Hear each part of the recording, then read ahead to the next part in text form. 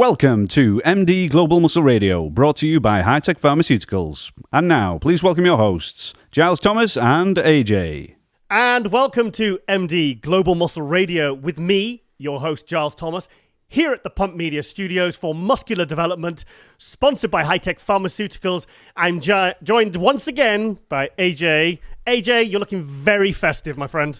Christmas is my favorite season of the time, and that's why I'm wearing my special Christmas jacket today. I got my Norwegian Christmas hat on. I got my Christmas tree decorations on my wrist. So I'm representing Christmas today, and I'm happy to be here on Christmas, bro. See, I'm not feeling very Christmassy today. Oh. Yeah, happened? Just not feeling it. I'm just not feeling You're not festive, feeling... you know? Whoa. I know we've dressed the setup and here we are, but just not feeling it, mate. I'm not dressed like a Santa like you know? This is the Puff Daddy Christmas version. This is not Santa. Puff Daddy Santa Special Edition. And we got to get in our producer from Pump Media, Chris. Let me see. You got to get in this shot. We got to get him on the camera so we can see his hat. Damn right. That we brought. So we're representing Christmas Norway edition, UK edition, Worldwide edition, Muscle Radio Global edition. This is going out on Christmas Eve. So it's Christmas today. It's Christmas. Yes, I suppose when people will be watching this probably might be on Christmas Day. Maybe after they've had their Christmas dinner and they're... It's close enough. Feeling a bit sleepy and they're just thinking, I know, we need to get some Giles and AJ on, see who they've got on as their special guest and watch their Christmas special edition. And Giles, we're going to talk about him obviously later, but who do we have on today? Can I say? Oh, you've got a bit of a clue on your person. I'll take this out later. You're not going to show us now? No. Come on, that's a big clue. No, I'll show it to him when he comes. Oh, okay. Well, we've got actually possibly... I've said this many times. I've interviewed this guy as far back as 2011. I've interviewed him, I think, maybe 4 or 5 times now. Toney Freeman. So for people who don't know, that's my favorite bodybuilder of all. Some people have Arnold Schwarzenegger. Yeah. Who's your favorite? Is Kevin Levrone your favorite bodybuilder? Kevin Levrone is my all-time favorite. All-time favorite? All-time. Obviously, the most people over 45 probably have Arnold as their favorite. Yeah, I would say that. Arnold is probably the favorite. Yep. Who would you say the people who are 60? Who are they and up? The older generation. Who would you say? Reg Park. I like Boy Coy, by the way. Boyko was more sort of mid-70s. I mean, he actually competed in he made a comeback in 1994. Do you remember at the And Masters how old was Olympia? he then? 58? Said he was 40? But he was bigger than ever. He was absolutely better. He wasn't like sometimes when you see the Masters guys come back, you just think, I just hope they come back looking somewhat like they did. He came back, I don't know, maybe 15, 16 years later. I'm not sure when he retired, maybe around 1980 something. He came back. He looked better than ever. So he was big. I remember. Yeah, he was fantastic. But guys like Steve Reeves. I actually met Steve Reeves. I think the year before he died. Oh, do you remember Steve Reeves? Yeah, of course. They always said he had the perfect proportions for a bodybuilder. Wasn't he Arnold's favorite? He was Reg Park. That was Reg Park. Yeah, that was Arnold's biggest influence and friend. He was like his mentor. I know. He's from South Africa. Yes, Reg South Park. Africa. Yeah. Yes, and his son John something or whatever. But Steve Reeves. I actually met him in Italy in 1998. This was an international bodybuilding event, and he was in the audience as like a guest of honor. And then I met him at the 50th anniversary for the Mr. Universe contest, and he was sat right next to me with all the past Mr. Universe and Steve Reeves. And I remember because obviously Steve Reeves, Classic Physique. I mean, this guy was in probably 60s, 70s, and he still looked immaculate. This guy was smartly dressed in a suit. He still had those film star good looks. I mean, I just thought any bodybuilder would look at him and think, that's what I want to look like when I'm 70. Either like him or Arnold. So back to Toney Freeman. We're going to talk more about him, obviously, in our next, after our first, how do you call it? So we'll have him on then. So, Instagram is... Hang on a minute, what are you drinking? It's from Lean Kitchen. It's my favorite banana milkshake. I've always been a big banana milkshake protein guy. Yeah. So I went for the banana shake edition. But this wasn't as good as the one I got yesterday. No? No. Really? It's kind of disappointing. Oh, really? Because the one I had yesterday was like, you remember? You thought it was a proper milkshake, and he went, no, it's a protein drink. But this is like, I think they used water instead of. No, well, it was very good last night, but it is what it is. Did you have any meat with it? Okay, Instagram, Giles. Okay. Since I've been on this show and went to the Romania Pro, I was an Instagram hater before. I won't say what I used. Say it. I used to call it the Battygram. So for people who know what that is, that's not a slur towards. No. It's just a Jamaican saying. It's slang. Because I was always feeling those guys. You know those men's physique guys in the gym. Yeah. Always take you doing heavy chest and then, wait. Can you take my Instagram picture? Oh no. Obviously, with my size, they don't ask me to take their picture because they don't want to bother me while I'm. But they're getting you swollen. But it's like, but now, Giles, I'm addicted, bro. You're a nerd, mate. You're an Instagram nerd. I'm on Instagram. I'm Snap. I'm this. I don't know what it's called. We still don't have a clue what we're doing on the story thing, though. We did try to do it yesterday. We have no. What's your Instagram handle, by the way? Giles_Tiger. Mine's AJ Robert Kelly, and that's like, it's a mix between AJ's from Backstreet Boys. That's my name. My name is AJ. Yeah. So I put in AJ and I'm an R. Kelly fan. I just switched the name because it's Robert Kelly. Okay. So it's AJ from the Backstreet Boys mixed with R. Kelly, and you get me. I didn't realize. With a mix of David Hay and Craig David and Mark Anthony, the high-tech pharmaceuticals rep athlete. And Santa. And before we go into the Instagram story, Zach Khan that we had on last week. Yeah. What do you think? Well, I mean, I kind of knew what to expect with Zach, but the one thing I wanted the Zach that I know as my friend that I speak face-to-face with. I kind of, we all have our characters we like to play. Zach has his persona online, and that's fantastic, and I know the fans love him for it, but I wanted to see the real Zach. And we got it. Did you? Because you don't really know Zach that well, so I know you were a little bit. I always read about him, but I haven't met him personally, no. But you were, I don't know whether a word is apprehensive, but you just didn't kind of know what to expect, whereas I kind of more did. What did you think?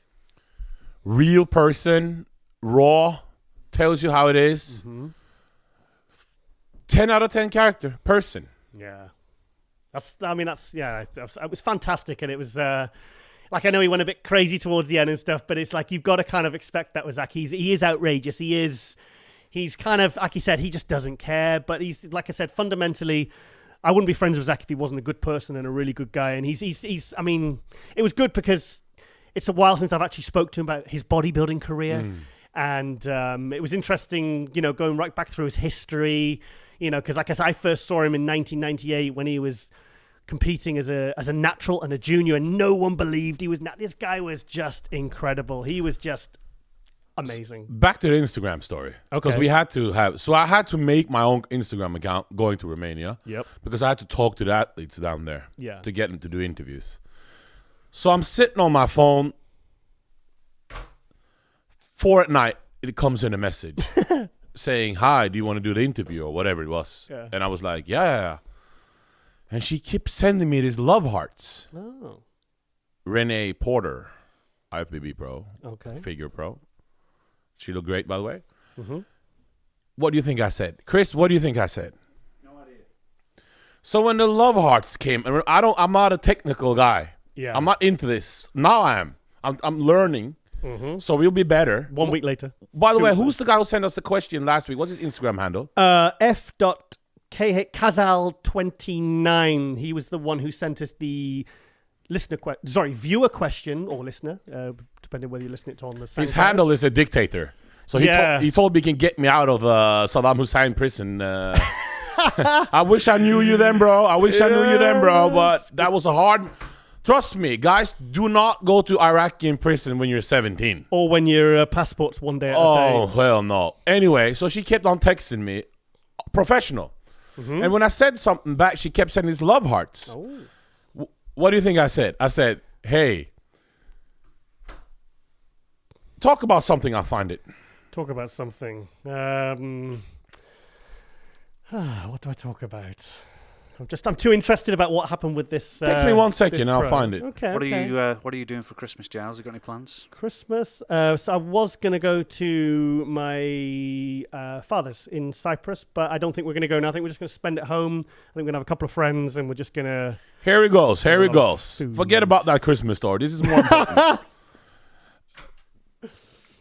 She sent me the love heart after a conversation. Yeah. And I haven't slept for 4 days. Okay. Renee Porter is if you go to her Instagram handle, Renee Porter IFBB, Yep. any man with any testosterone in his body would see she's a very beautiful woman. Yep. I wrote, don't take this the wrong way, since I'm not an expert on Insta, as you can see, I made it just today. But when a hot, exotic, interesting, charming woman sends me a love heart, what does that mean? Does it mean she want to get busy? Help her brother out. I'm stuck in 1999 and I have no internet skills. She wrote back, it means I like her comment. Oh. So I was, oof. You've been burned, buddy. Oh, you've been burned. So I thought she was inviting me for whatever. Yeah, I don't like being rude to females. So I'm not saying, but you know, you don't like to assume. When a girl sends you love hearts, in my old school mind, 4 at night, I thought she wanted to.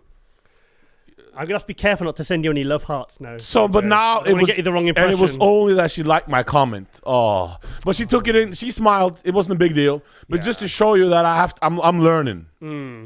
Giles, what's your 3 Christmas songs? Just finish the Christmas. 3 Christmas songs. What's your favorite 3 Christmas songs? Oh, 3. Fairy Tale in New York's a nice one. Give me a line. Don't say the one that I have to beep. Oh yeah. You cheap, lousy. No, I won't say that one. That's they've actually gone about taking that out now. They've because it's Number 2. Number 2. You got to sing a line. So you got to make a song that you can sing a line from. Oh God, you're putting me on the spot now. I can't think. Oh, AJ, come on, guy. Aren't you on them pills to make you Jingle uplift? bells. Jingle bells. No, that's not your favorite song. Jingle Bells. Batman Okay, number Smells. 3 then. It's Mariah Carey. which song? She's got All I thousands Want of for songs. Christmas. I don't know. It's just literally the first one that's popping into my head. Not necessarily my favorite. All I want for Christmas is you. Oh, Chris. No, that's the name of the song. I thought you came out of class. I thought Chris was giving me love hearts then. Through his eyes. So that's your favorite. Yeah. Chris, you go 1 and I go 1. What's your first one? Good King Wenceslas. What? I don't know. Is he back in school? Who's this? Singing Would hymns? King Wenceslas last looked out on the feast of Steve? No, that's some English. No. We don't know. No, in Norway we're usually more Americanized when it comes to Christmas music. Oh, my favorite is not American. Oh, so my first one is Last Christmas I gave you George Michael. Wham. What's your second? What's that one? Now we're going quick. So second. Proper Crimbo. Eh? Proper Crimbo. What's that? Do you not remember that? No. Keith Showing Lemon. your age now, mate. Keith Lemon. No. Mine's All I Want for Christmas, Mariah Carey featuring Justin Bieber. They have a collab. Oh, okay. You better not cry, you better not. Bieber does that and Mariah comes in. And number 3 is... I'm struggling. Yeah, we should have rehearsed this. That guy, what's it called? The old guy, the Sam, what's it called? The old Bing Cosby or something like. What's it? White Christmas. Well, yeah. White Christmas. Driving home from Christmas. Yeah. No. Forget about Christmas now. Let's go on to Bodybuilding. Actually, you remember that Fairy Tale in New York? Sean McGowan from the Pogues? Yeah. He used to come in my my pub when I was a kid because we had some famous recording studios. They recorded Bohemian Rhapsody. Really? Yeah, Rockfield Studios. Wow. Very famous studios, Rockfield Studios. We've had all sorts come in the pub. We used to Lemmy from Motorhead used to be a regular. Yeah. Oh. Ozzy Osbourne. We used to get Christmas cards off Ozzy Osbourne every year. In fact, I was what age was I? About 6 years old, and Ozzy Osbourne bought me a yellow Tonka truck for Christmas. Wow. He was good friends with my dad. But also Shane McGowan used to come in every night, and even on a weeknight he would drink a bottle of tequila a night by himself, just sat there by himself. The only heavy metal rock devil music that as a man of color can really get onto is Motorhead, because that's of the Triple H. Ace of Spades. You know who Triple H is? Of course I know. I've met him. all about the game is how you play. You know that song? That's Motorhead. Yeah. I remember. I don't really remember Lemmy, but my dad used to talk about him. And he used to. Okay. On to bodybuilding. Yes, that's why back we're to here. bodybuilding. That's what we're here for. Come on then. No, you go. Top stories. Are we going to go with? Okay, well, obviously we're coming to the end of 2018, so let's go with some of the biggest stories of 2018. Some of the biggest storylines from 2018. Yeah, let's give me one of your biggest talking points of 2018 in bodybuilding. For me, it was to see how it was people who follow bodybuilding closely, like we're doing. Yeah. Obviously, you've been doing it for a long, long time. It's the split with IFBB Pro and IFBB Elite that happened in 2017. Yeah, that happened actually over... No, it is split from IFBB to FBB Elite and Pro. That's how you say it. Yeah. Because it happened over the Olympia weekend. Can you explain to viewers who are not familiar what this split? What is it? If you can go into detail, because not everybody knows what we're talking about here. Well, you have the obviously the Olympia and the IFBB Pro League. That was all part of the same family with the IFBB Amateur International. It was all part of the same thing. For how many years? Oh, God, how many years? 40 maybe? 30, 40 years? Okay. And then obviously Rafael Santoyo is the president of the IFBB Amateur International. Huge in every, pretty much in every single country. Then they decided to split it. So now... the NPC and the Pro League are kind of spreading all over the world.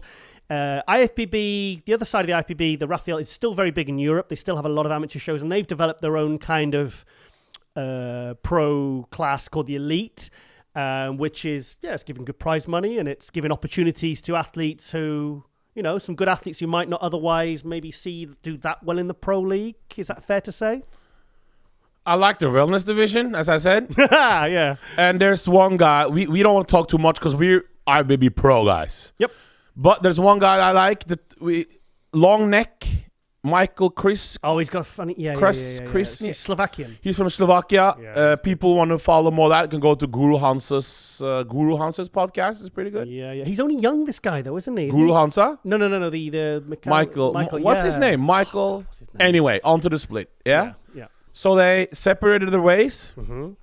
It was interesting because now we opens up as a man who lives in Norway. Mm-hmm. It was only one way to go before to get your pro card. Mm-hmm.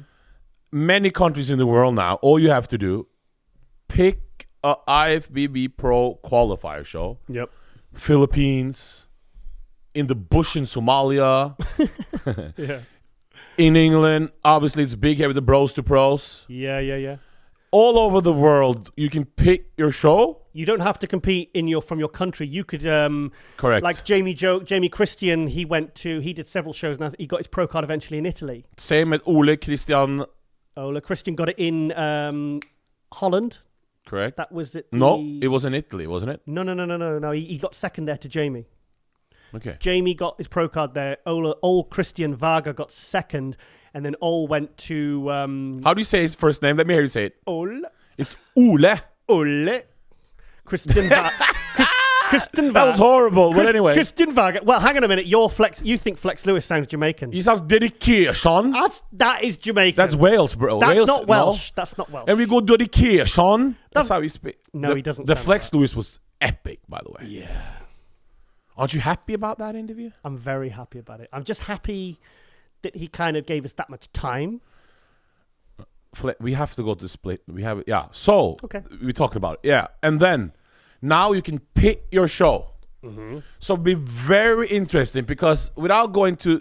If you see the American Nationals and, the Nationals and Yep. USA's. NPC Nationals. If you compare that to the 90s, oh my God, it's not even... Do you remember the 1991 NPC Nationals heavyweights? I'm going to try and remember the placings. Let me see.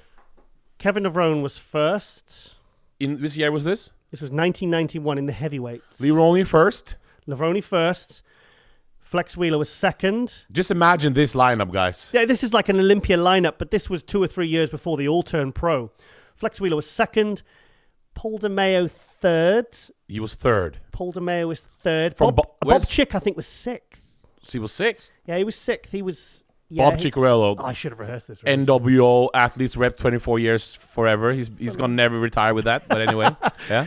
And then I think we had Dean Caputo in there, and I think Edgar Fletcher was in there. Edgar Fletcher, wow, what a physique he had. Yes, he was. He never turned pro. Never turned pro. Imagine okay, so when you see the current lineup, it's not even. We're not gonna say anything negative about it because we respect everybody who's going to the gym and eating and lifting and take it to the next level. At Global Muscle Radio, we respect, but it's sad to see the level today compared to then. Yeah. There's more opportunities to turn pro, but there's a lot more people competing nowadays. No, but I'm seeing the level on the guys in the super heavyweights and the heavyweights compared to the 1990. Yeah, but the thing is, even if the they physiques. Yeah, I know. But then again, the thing is, the cream will always rise to the top. So you might get someone that looks just okay, gets his pro card in an okay lineup, and then sometimes they just soar. They just improve. Who did you see? Okay. Derek Lunsford. Oh, that's a big star from that. Let's see who's Derek from America that you've seen recently turn pro. We have Derek Lunsford. Yeah, that's obviously we'll talk more about him later. Who else? Should we talk about Derek Lunsford now? Just talk about quickly what he did last year in 2017. That's for later for 212. Okay, keep going. Yeah, I mean, there's a guy there that was went from kind of middleweight to he put the muscle on very, very quick. Went to the USA's in July 2017. Wins the light heavies, gets his pro card. A week later, goes to Tampa, wins the 212, goes to the Olympia 5-6 weeks after that, and then places 5th in the 212. His first. And I spoke to Bob Chick, and I said, Bob, who did Derek Lunsford win the Rookie of the Year? And all he messaged back was, Giles, he won it by a landslide. He got second this year. Second year, yeah, very good. Kamal should have something to say about that. Yeah. But Derek Lunsford, what I also like about him is I'm a guy who wants bodybuilding to become more mainstream. Not necessarily mainstream, but to attract people who not following the sport. Yeah. It's important sometimes to get good marketable guys. Like back in the day, with Joe Weider. He always promoted Gunther Schlierkamp. Yeah, wholesome.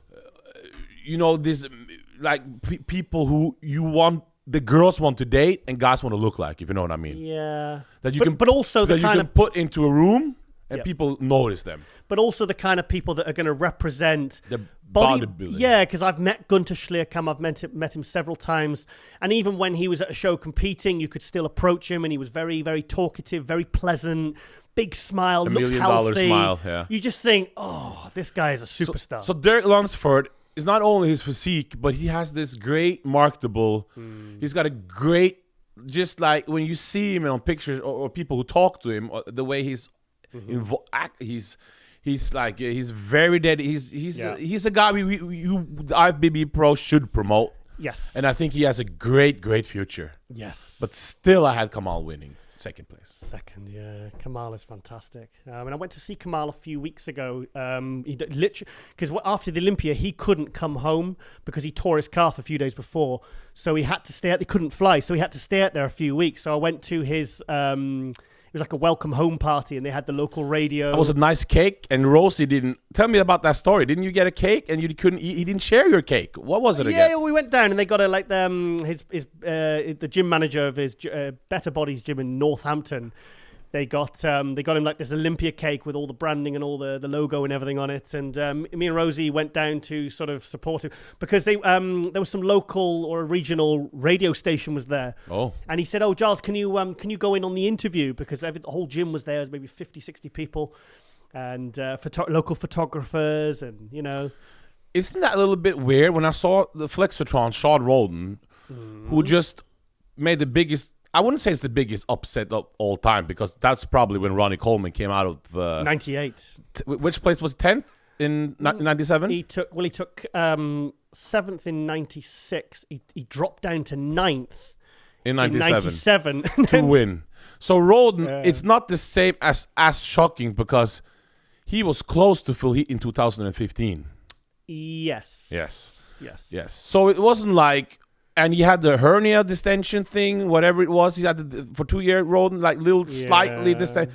I wouldn't say the hernia. I don't know what it was. That wasn't a hernia. That was just overcarbing because at the 2017 Olympia, he had a stomach on the first day, but the second day it was gone. It was flat. So it's not like it was but 2018 he was just So it wasn't like, oh, who's this guy who just won? So I rather that was more Ronnie for me in 97 to 98 than this. But ninth to first is quite a leap. But I don't even remember what we talked. Yeah, Phil Heath. What was it again?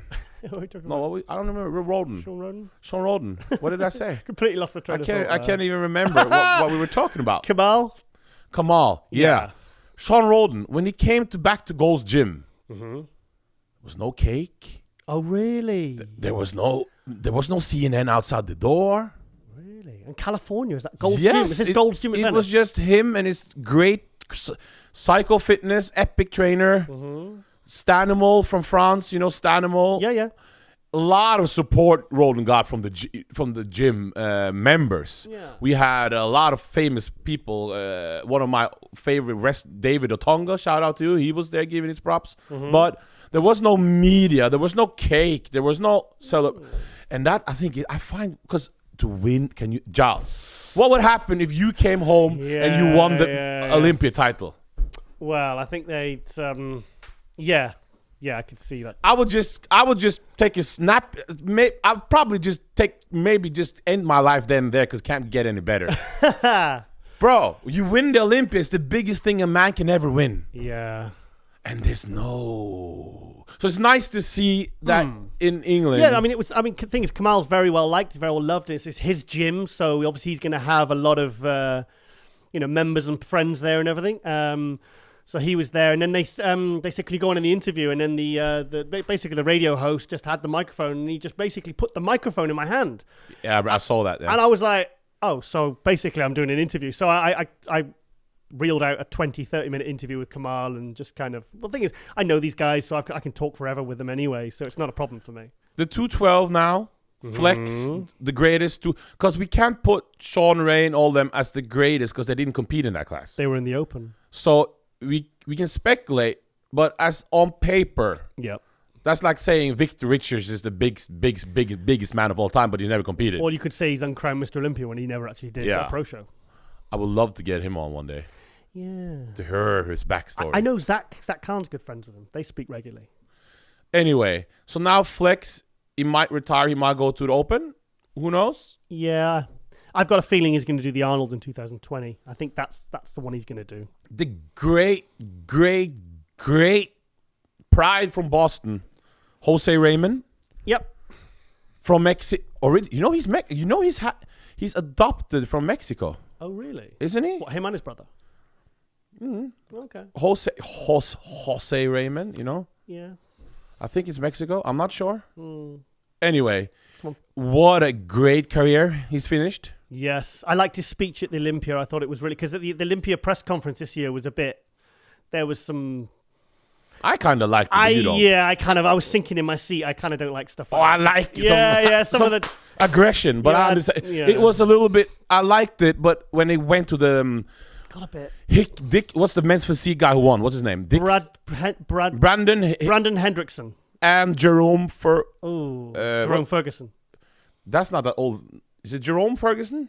Jerome Ferguson? Yeah. Great guy, great person. They were sat next to each other arguing. That part they could, because that became a little bit, it was embarrassing. Yeah, everyone was kind of just looking at each other going, ugh. And in my day, if we and me are fighting like this, either you fight or you stop talking like this. And they were like, "We want to go backstage," and they were like, so it's like either you fight or you don't. Yeah. It's not point when you're sitting that close. I thought they were going to start hitting each other with their handbags. Who's your favorite press conference beef moment of all time? Well, actually, this is an Olympia. Give me two. 2001 Olympia. I was there. Your guy, King Kamali. Okay, what happened? Him and Craig Titus. At the press conference? At the press conference. Yeah, they were going for it. And then, this is a really bizarre... I was sat there, and I was sat with a UK show promoter and a supplement company owner called Kerry Kays. Okay. And he says, we got there, we sat down, and he says, Giles, normally, these press conferences, they're a bit dull, mate. He says, you're not going to really enjoy this. And straight away, everyone was going for it. And it was good smack talk. It was exciting. And then... And he was like, he said, sod's law, Giles, that the first one you come to, he said, and it's actually the best one I've ever been to in all the 10 or 11 Olympias I've been to. And then do you remember a pro called Ken Jones? The guy who always competed but never won, but he had a great posing routine, of course. Yeah, this guy stands up and he's got these little denim short cutoffs. Obviously it's Vegas, so it's quite hot anyway. And he has this like weird vest on, and there's this guy with this sticky up hair, and his legs are kind of bowed, which I always thought, I don't know, it just sounded like, I didn't realize it was him. He stands up, gets the microphone, and starts having a go at Craig Titus and King Kamali, calling them bitches and saying he's saying and he starts talking about himself, like this little guy who couldn't even, why was he even there? How did he qualify? He was in the audience. Oh, he was in he just grabbed the microphone in the audience and he just started trolling. People were laughing then. Everyone was laughing. And then there's something really weird. This on the way out at the end, this woman bumps into him, and sometimes you go, oh, and like, oh, you realize it's an accident. And she did it. The woman bumped into him, and he turned around, and he was still like, "Urgh." I just thought, this is very strange. This is a very strange guy. Your other one? Other one? You had two. You got to give me two. Ooh. It doesn't have to be beef. It could be something good, too. Oh, something good. There's so many. I know, but things, you only tend to remember the kind of... The cringe moment. What about you as a fan? What did you think when the hype for Kevin Leone, and then he took his shirt off? He had his sweating pants on, so it was him and Cedric. Cedric, and Josh, and he looked almost as good as them from the top. He did look good. What did you think then? What did I think? I thought I was happy to see him there. It was he created a lot of buzz by being at that 2016 But imagine Olympia. taking your shirt off in 2018. Yeah. And you competed last time. 17. When did he compete last time? No. It was actually 2016 Olympia. 2016. And he competed last time. What year? At Olympia. 2016 Olympia for his comeback. The Olympia he'd done before was 2003, so he hadn't done one for 13 years. And then he did the Arnold Australia as his final pro show earlier this year. Actually, he looked. You know the Australia show was a letdown, to be honest, for me as a Leone fan, because he didn't take it all the way out. He said he had some problem when he went on the plane. He couldn't do the final whatever process, so he didn't take that show as. But the guest posing he did the next week at the Leone. Yeah, he filled out. Wow, yeah. There you saw. Yeah. If he brought that to the Arnold in Australia, at least, it would be a better ending story at stage. So I like to look at that guest spot as his final. Yeah. My favorite moment was when, did you remember Quincy Taylor and what's his name again? Silvio Samuel? Was it about 2008? Went back and forth with the midget thing and the basketball player, and you don't remember that. So I didn't go to that Olympia. People go to YouTube and watch Quincy Taylor arguing with Silvio Samuel. Comeback, huh? Yes, he came back this year. I spoke to him a couple of times, actually. Because obviously he had quite a few years away. He was on a vacation. Came back. He's placed reasonably well at some shows. I just do think he still needs more time. I think he can still make an impact as a 212. Because Silvio Samuel was the first ever... Because before they did the 212, they did the 202. Before they did the 202, at the 2008... thingy show, they had a 210 class. I know he was the Sylvia. Yeah, I know. Sylvia won the 210 class.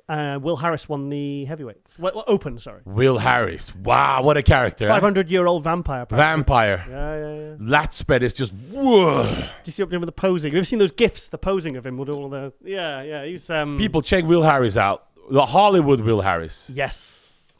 What a character. Has he ever been in any films? Has he ever done any? Because obviously... Those films he's doing is more for the... Okay. It's not for this show, to say that. No, and he did a show last year. Remember, he did a comeback?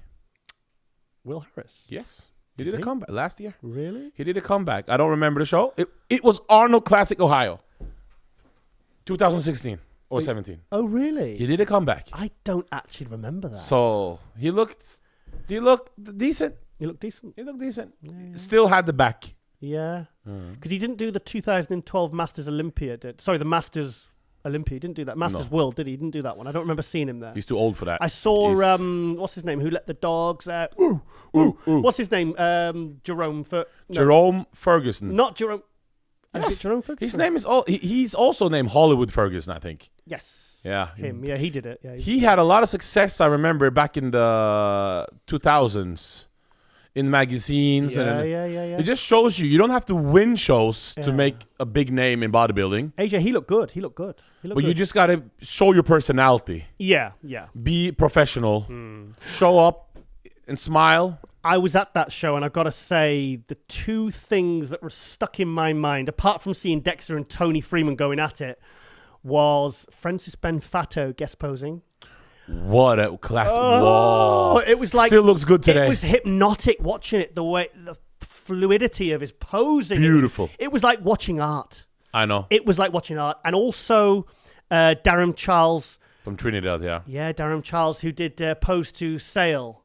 This is our show, my love. That was because that song wasn't even released in the UK till about 4 years later. But his posing, obviously all the body popping and. What's sad, Giles, is that we haven't this. What can I say? This euphoria when we talk about bodybuilding, but the haters out there want us to keep it short. Yes. So we got to go to the viewer question. Yep. Because we got to wrap it up. Because the haters we talking too much. They say. Yeah. Well. Anyway, what's the question, Chris? My time to talk, I suppose, from Bettion. Oh. Bettiona. From MD. Yeah. From the MD forums. He asks, do you think we will ever see the female bodybuilding class back at the Olympia? And would you like to see it make a comeback? Watching from Spain, lots of love. Love the show. You go first, Giles. Ooh. And be honest. No. I don't want to see it back at the Olympia. I think to give women's physique a chance to thrive and grow, I think they need to. I think it's fine as it is now, because for a couple of years we had no female pro shows for female bodybuilding. And then, is it Jake from the Wings of Strength guy? He kind of started putting these Wings of Strength shows together with Tim Gardner and putting these, big prize money, giving trucks away. Jake is a tall person. Tall guy. I've met him. I met him down there. I met him at Tampa last year. Nice guy. And I think it works as it is right now. I think they tried with the female bodybuilding at the Olympia, but it just isn't popular. But there is a fan base for female bodybuilding, and I think it works having it as a separate event. But the women's physique for me that's the one that I'd like to see really. I don't think it's really growing as much as it should, and I think they need to give it a few more years at the Olympia. And maybe let the girls from the finals on the main stage at Olympia, not the Expo, and give that a bit more of a chance to thrive and survive. But they're changing the criteria a little bit in the physique. 1 year it's up, 1 year it's down. Don't you have to find a steady way so we know what we're going to go for? Because they're changing the criteria a lot in that class. Any new class, it takes a few. The women's physique has only been going 6 years. It started in 2012. They had it at the Olympia 2012. So it's only been going 6 years. It takes it's like Classic. Classic will take a couple of years for it to find its men's physique. They still change. No, it's the same. Yeah, they're getting a little bit bigger, but yeah, I've seen bigger guys marked down in the amateurs, but then I've seen them marked up in the pros. So it's a flip of a coin. Can you imagine being a judge in men's physique? How hard it is? Oh, hey, relax now. Don't you say? It's like bikini. It's like I honestly, because I remember photographing the 2011 Arnold Classic for bodybuilding.com, and they were saying, right, get 2 pictures of every single athlete. And when you've got like 6, 7 height classes and there's 40 people on stage and they're only on stage for a matter of minutes, you are bang, bang, bang, bang. It's non-stop. Actually, I picked the winners at the Bros Pro Show when they had I think it was like 800 of them. Yep. I picked the winner in a second. Okay.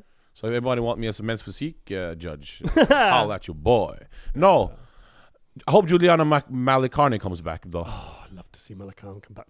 I'd love to see her go up against Shanique. In fact, Shanique is someone that exceeded my expectations, because a couple of years ago, I thought she was getting a little bit too big. And I thought, oh no, she's going to end up a female bodybuilder, which isn't a bad thing, but it's not the criteria of women's physique. I felt like she was but the package she brought to the Olympia, she just looked like a refined, sleek, perfect. She just looked like a slightly smaller Linda Murray. For me, with Mrs. Olympia, yep, I think if they're gonna have it back at Olympia, you gotta have the prize money that's higher than bikini and men's physique and women's physique and figure and fitness. You gotta have a big prize money. Yeah.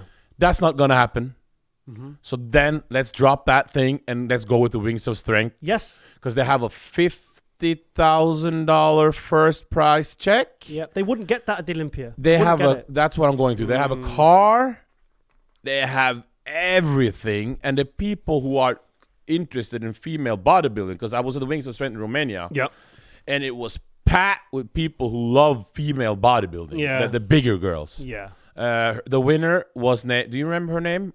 I forgot the name right now. What's the name of the winner who won? Maggie. I can't remember. Anyway, she looked just amazing. So if you're into female bodybuilding, you're really into it. So it's way better to have it the Wings of Strength. Rise in Phoenix. The event is called the Rise in Phoenix show. That's the one it's like Olympia, but you don't get the Olympia Sandow, of course. But it's better. It's classed as the best in the world if you win that. So I just think it's better as it is. Increase that there, build that up. We don't need it at the Olympia, because if you put it at Olympia, you got to have the prize money and the prestige that the class deserves. From Corey Everson, Linda Murray, Iris Kyle, Yaxini, you got to have that thing. Yeah. But if you're just going to put it in like some 5-minute quick little on Friday and just backstage and give the bikini prize money, then there's no point. Totally agree. AJ, we have got minutes. 2 shout-outs from you. 3 shout-outs. No, you do your shout-outs. I'll do mine at the end of Toney Freeman. I want to give my shout-out to high-tech pharmaceuticals athlete. My friend, who do you think my friend is? It's Mark Anthony. Okay. I put a post on him on my Instagram, said I looked like him when I was younger. I didn't think he said yeah, but I'm not sure. Yeah. I want to give a shout out to David Hay.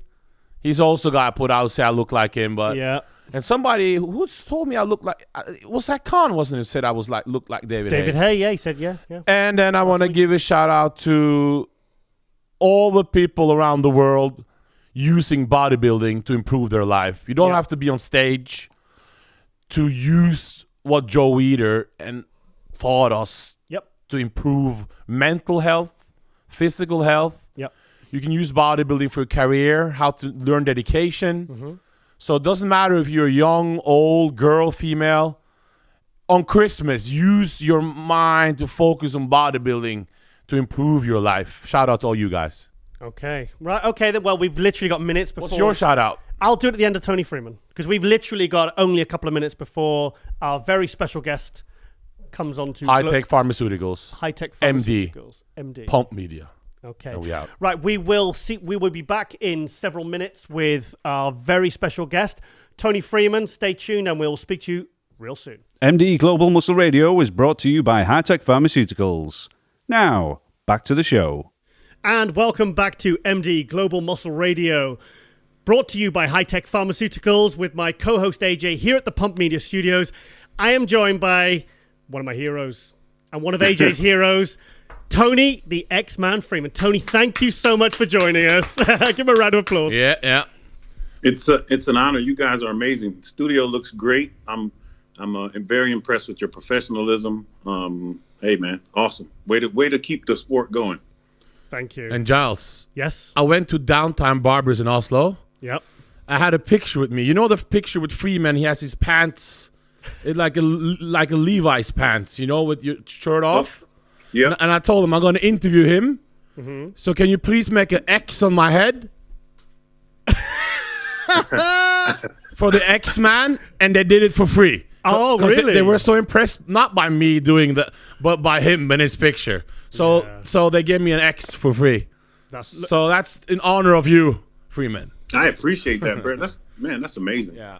Do you want to show him again? Show him again. No, he saw it. You don't have to. I want to see it. You see it? Don't you see it? It's like I'm that much of a fanboy. Yeah, he's a Toney Freeman fanboy, Toney. And I'm from Norway, so I went to Sweden to see you in 2012.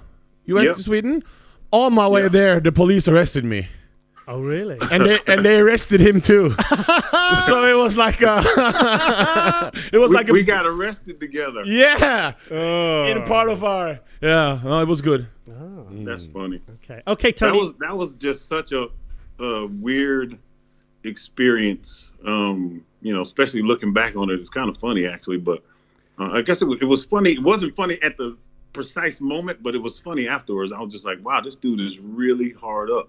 So didn't Jay Cutler cancel his tour after that happened to Sweden? Can you tell us about that story a little bit? Like, okay, so I'm working for Gasp, and they want me to go on a tour before the Gothenburg Sports Festival.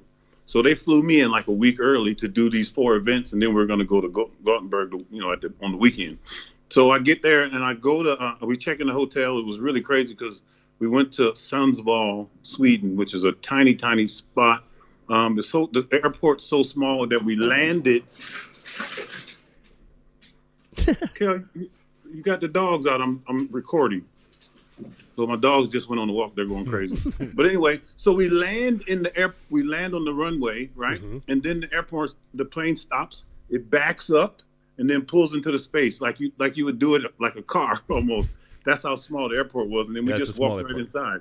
So anyway, I check in the hotel and I want to work out. So I go to Gold's Gym, which, they got a Gold's Gym. I'm like, okay, cool. I'll go to Gold's. And everybody's looking at me funny, but I just thought that because I was huge, they were looking at me funny, whatever. So then after that, I had an event. So I go to the event and I'm in there. It's like 65 people in there, a little small supplement store. And I'm signing autographs and, doing like, just answering questions. And all of a sudden, these 2 cops come in. And right when they walk in, I'm still taking a picture with someone. So I'm, the one cop comes stand next to me. And I told him, give me a second. I finished taking the picture with the one guy. So then I hold my hand out to shake his hand, to take a picture with him, because that's what I thought he wanted. Oh, no. So he said... And he said, no, come here. Yeah, clink, clink. No, they didn't put handcuffs on you, did they? He says, Mr. Freeman, you need to come with us. We got to ask you some questions. And so I'm like, okay, cool. For what? And then he said, I'll tell you at the station. So I'm like... So immediately, I'm thinking somebody's, they're punking me. I thought, Ashton I think they were strippers or something. So, no, Ashton Kutcher has to show. Punked. So I thought I was being punked. So anyway, they was like, no, this is serious. I said, oh, okay, cool. So I had on the tank top and I got my jacket and I walk out the door and I hear, then all of a sudden these cameras clicking, this paparazzi. And I'm like, ooh, that's interesting. Okay, cool. So I get in the police car. I'm still like oblivious. I don't know what's going on. So we drive. I'm just being very cooperative because I'm in a foreign country. So we go to the police station, and then he starts asking me all these questions. He said, we suspect that you are use anabolic steroids or whatever. So then we got in that whole discussion, and they wanted to piss test me and all that type of stuff. And I'm sitting there, talking to this guy, and I'm like, after I really realized what's going on, because his partner told me that, what's his name? Martin Shelson had came through the airport. And he had some stuff in his bag or whatever, and it took 9 customs agents to subdue him or whatever. So anytime anybody big goes to Sweden, they basically give them the once over. That's what this was all about. And so as the guys asked me the questions, I'm like, dude, really? I said, how old are you? Because we were talking about testosterone. And he said that, I said, do you guys have the right to do this? And he said, yes, in Sweden, we call that doping. I said, but I live in America. He's like, well, he said, once you come into our country, then we can legally do this. And I was like, wow, that's pretty crazy. They call it muscle profiling. Is this true? So anyway, I told the cop, I said, how old are you, bro? He said, like 47. I said, dude, you might need to get your testosterone checked because you acting like a bitch right now. That's a lot of estrogen flowing over there. Oh. And his partner started laughing. And then, they got real cool after that because they saw, what was going on. And they said the reason why they do that is because guys like us make the kids want to be like us or whatever, something to that nature. Yeah. And I said, well, when you harass people like me who are coming here to help your country, to, give back to the kids and all that type of stuff, you try to create a bad image of me. I said, but you're really just making me more popular. And I said, you're kind of defeating your purpose a little bit, because when people see that you're harassing people just because of the way they look, then it kind of flips the script on what you're trying to accomplish. Just, FYI. So anyway, they took me back to the store. I walk in and everyone's still there. No one's left.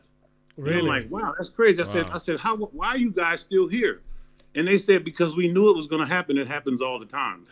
And I'm like, wow, you invited 300-pound black men to Sweden. Don't tell them that they're gonna arrest them when you come. They could have told you this before. Yeah. I remember when it happened. I remember 2012, wasn't it? Yeah. It was right before the holidays. I called Jay and Dennis, because they had a list of people that they wanted to pick up or whatever. And so I called everybody and warned them. The strongman team still went, and they got them all at the airport. So they didn't try and wrestle them to the ground, the big 7-foot-tall Thor guys and all that. So that's crazy, isn't it? Yeah. Does that happen in Norway? Very crazy. Very crazy. Let's stop those questions. Let's get on to what we got Freeman here. All right, Toney. Now, the last time I interviewed you was about 8 weeks ago at the Olympia. Yes. With your son. Right. Should we talk about your son and what he's going to be doing in 2019? And when will he compete? That's what I want to know. I know. I met with Bob Lormer, the promoter of the Arnold. So the Arnold Amateur will probably be his first show. Oh. And then we'll see what happens after that. I'm going to have him prepared to win that show and then go compete as a pro, the next day. So hopefully that's how it goes. How old is he now? How old is he now? 29. Perfect. Looks 24, 23. Mm-hmm. Yeah. Isn't he also? We don't go too much into detail, but isn't he Isn't he very natural? Yeah. Very natural. Yeah, no, but I've heard this story, really natural. but people don't. People I know. know all about this story, but for people who don't know the story, maybe you can talk a little bit more about your son and what you've been doing. Well, he ran track in college, so they basically piss test him, every month just because of the way he looked. And I told him, I'm pro whatever you want to do with yourself. You know what I'm saying? I believe that everybody's could do whatever they want. And legally at 30, he could do whatever he wants here in America. So I basically just a fan of the sport. And, I think I consider myself a physique expert. Mm-hmm. I'm looking at him and I train him and I know what he eats and I know everything about him. So I'm like, dude, you really, doing chemistry wouldn't really make you better. It might make you bigger. Mm-hmm. You might make things happen faster, but it won't make you better because right now your muscle density is second to none.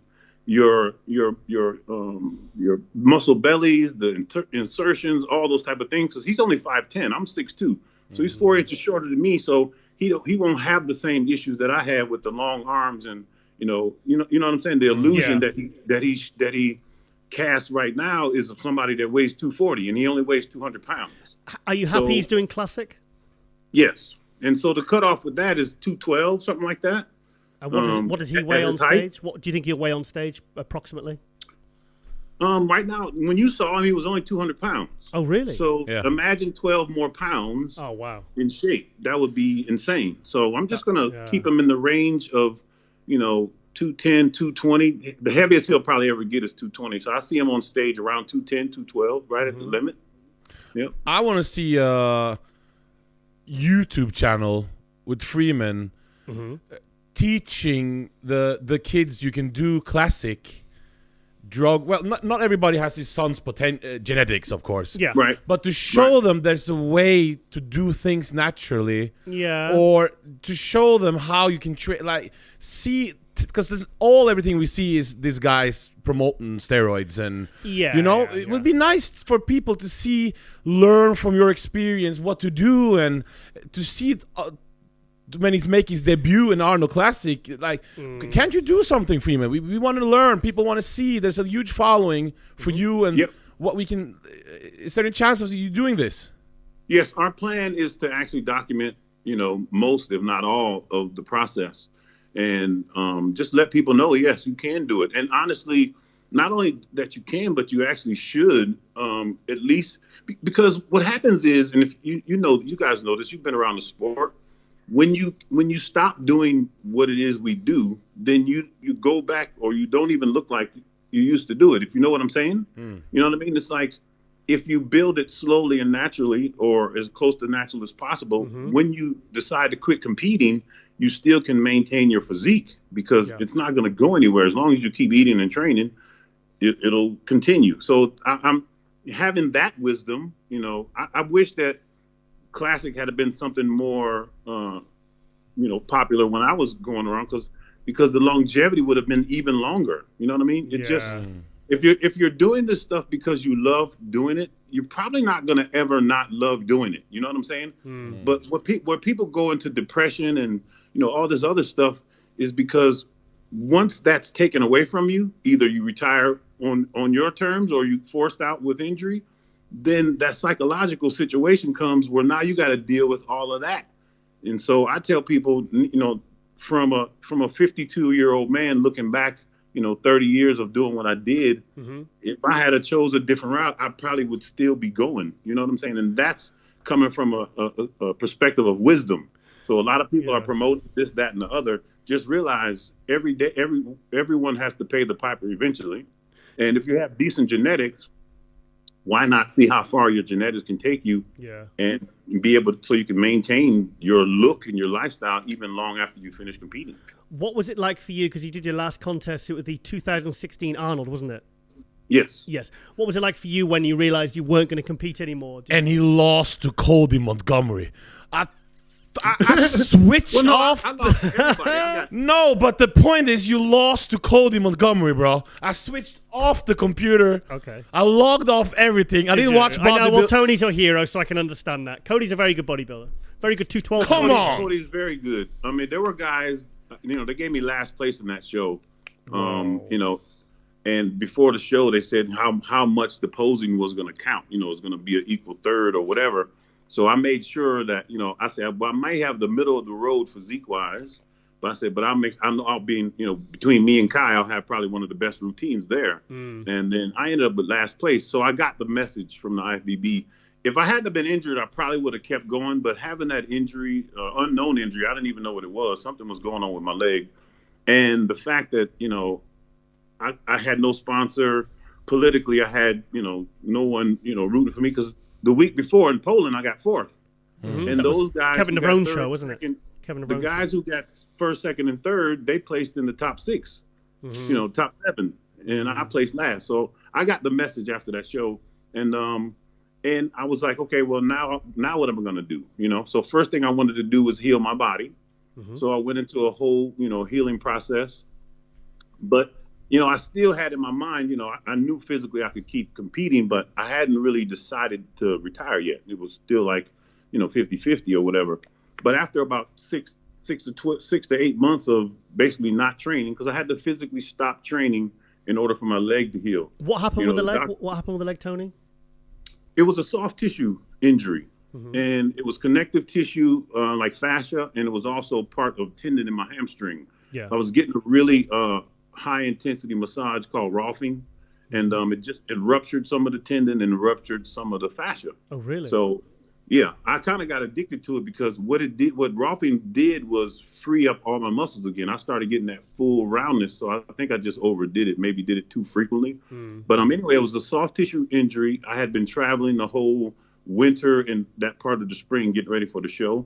So the doctor told me, he said, with the traveling and the dieting and the limitation of the foods, he said, your body just didn't have enough material to heal itself. You're going to have to quit training for a little while so it could heal. So I did that. And I healed pretty quickly, pretty nicely. I'm physically able to do anything that I want to do in the gym.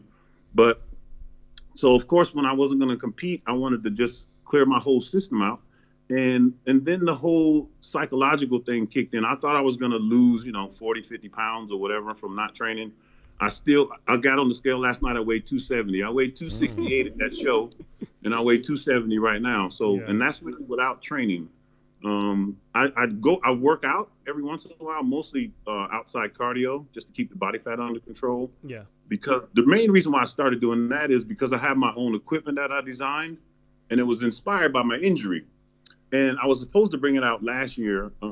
Ran into some patent issues, so we had to reconfigure some things. So hopefully this year it'll come out. And so I want to rebuild my physique using my equipment, so I can show that that my equipment actually works. It's a hydraulic base, so it's going to be a little different than regular selectorized or plate loaded or. Is this for a gym or is it a home gym or home use? It's for home use, or I'm actually going to build these micro centers, micro training facilities, basically for old people, not old people, but people who still want to have a nice body, but like as we get older, we can't do the things, or probably shouldn't do the things that we used to do when we were younger. So it's designed to basically take the stress off the tendon and joints and keep everything on the muscle. So it's double concentric motion, and it's really cool. Really cool. I'm really excited about it, actually. Do you have a web page with all these projects, or do you like? Well, I will, but the equipment is still in they're still. I have 5 prototypes, right, and we're working on a total of 12. So they're still working on a lot of it. So a lot of R&D still going on. You've got plenty of different projects. I mean, I remember back interviewing you back in around 2011, maybe 2012, when you had the X Pain. Remember it was a topical pain relief, which Toney designed himself. I mean, obviously you've got lots of different things going on. Do you want to tell us about that? And one thing before, Damien Gordon out of Canada? Oh, yes. I met him in Romania Pro. Yeah, remember he called me on Facebook or whatever that was. Yeah. And he's been going on and on about this tea you have. Coffee. Yes. So we want to hear that too also. Yeah, with the Toney was supposed to give me some at the Olympia, and I think he had left it in his room or something. Yeah. I would really want to try this. He really recommends this. We want to hear about that too. Nootropic coffee. Oh, the nootropic coffee. I got that right here. Yes. Oh, this is not planned, by the way. No. No. Well, every chance I get, I like to share this with people because of what it's done for me. Like we were talking earlier about the mental side of leaving the sport or changing jobs or just getting older. You realize as you're getting older, you're on the clock. So DOSE is an acronym. It stands for dopamine, oxytocin, serotonin, and endorphins. And this product is plant-based botanicals. And when you drink it, it's a coffee. We have a coffee and a chocolate. When you drink it, it releases those happy chemicals in your brain. And it's really amazing.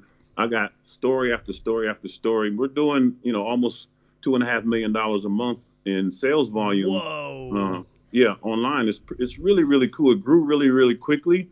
I believe in the law of attraction, and I believe I believe in the law of receiving. Basically, the law of receiving is when you plant seeds and then you till the soil and then you reap a harvest. In other words, when you reap what you sow, in other words. So I spent the last 2 years basically giving them my time and my effort because I realized that as a pro athlete, we're always on the conquest. We're always trying to conquer and acquire. I used to be chasing that Olympia title and that Arnold Classic title and trying to acquire things. And when I quit competing, I said, you know what? All this knowledge that I have about the sport and about the human body, I'm going to give. I'm going to start giving my time. I was doing online coaching. I said, I'm going to give it away for free. So I started doing that. And all of a sudden, all these things started just coming to me. Like all these projects came to me from me deciding to flip the script. I discovered that happiness is a choice, first and foremost. A lot of people, they want to get the house, the car, the job, the wife, and all that, and then they'll be happy. When in reality, you decide to be happy, and then all those things are attracted to you. And that's what happened to me. So that's now great. I use DOSE. We've been doing very, very well. I have the my Kidocho bars. Oh, the chocolate bars. Yeah, these are our chocolate bars, sugar-free, dairy-free, gluten-free. Those came to me, from me giving, that it came back to me. And just like I say, my equipment, the guys who are building my equipment, all these things were gifted to me once I decided that I was going to start just giving to others. And still to this day, right now, people hit me up on Facebook and Instagram and all that. And all my services are free now because I know the more that I give, the more that I'm going to get. So it's just a really this is very very important. People understand that, like, because I saw the interview with you with Toney for like a month, 1.5 months ago. It was on the... A couple months ago, yeah. Yeah, and because of that, I started reading a book called The Secret. Yep. It's probably not exactly the same, and I never read... The Secret is the law of attraction. Yeah, because I heard you said those things, and I never read a book in my life before. So, so I went a book other than the Bible. Yeah. Well, I have a hat at home. I don't read it that much, but I like to say I read the Bible. But anyway, so I because of that story you had with him, I kept doing that, and now I'm on this pod because I've started with doing bodybuilding interviews. This is my 4th one ever. And I live in Norway, and I'm not really, it just came out of the blue with Giles and MD. Now I'm signed with MD, and I did my first, and I've quit all, a lot of bodybuilders, we have a problem with people smoke some with marijuana, things like this.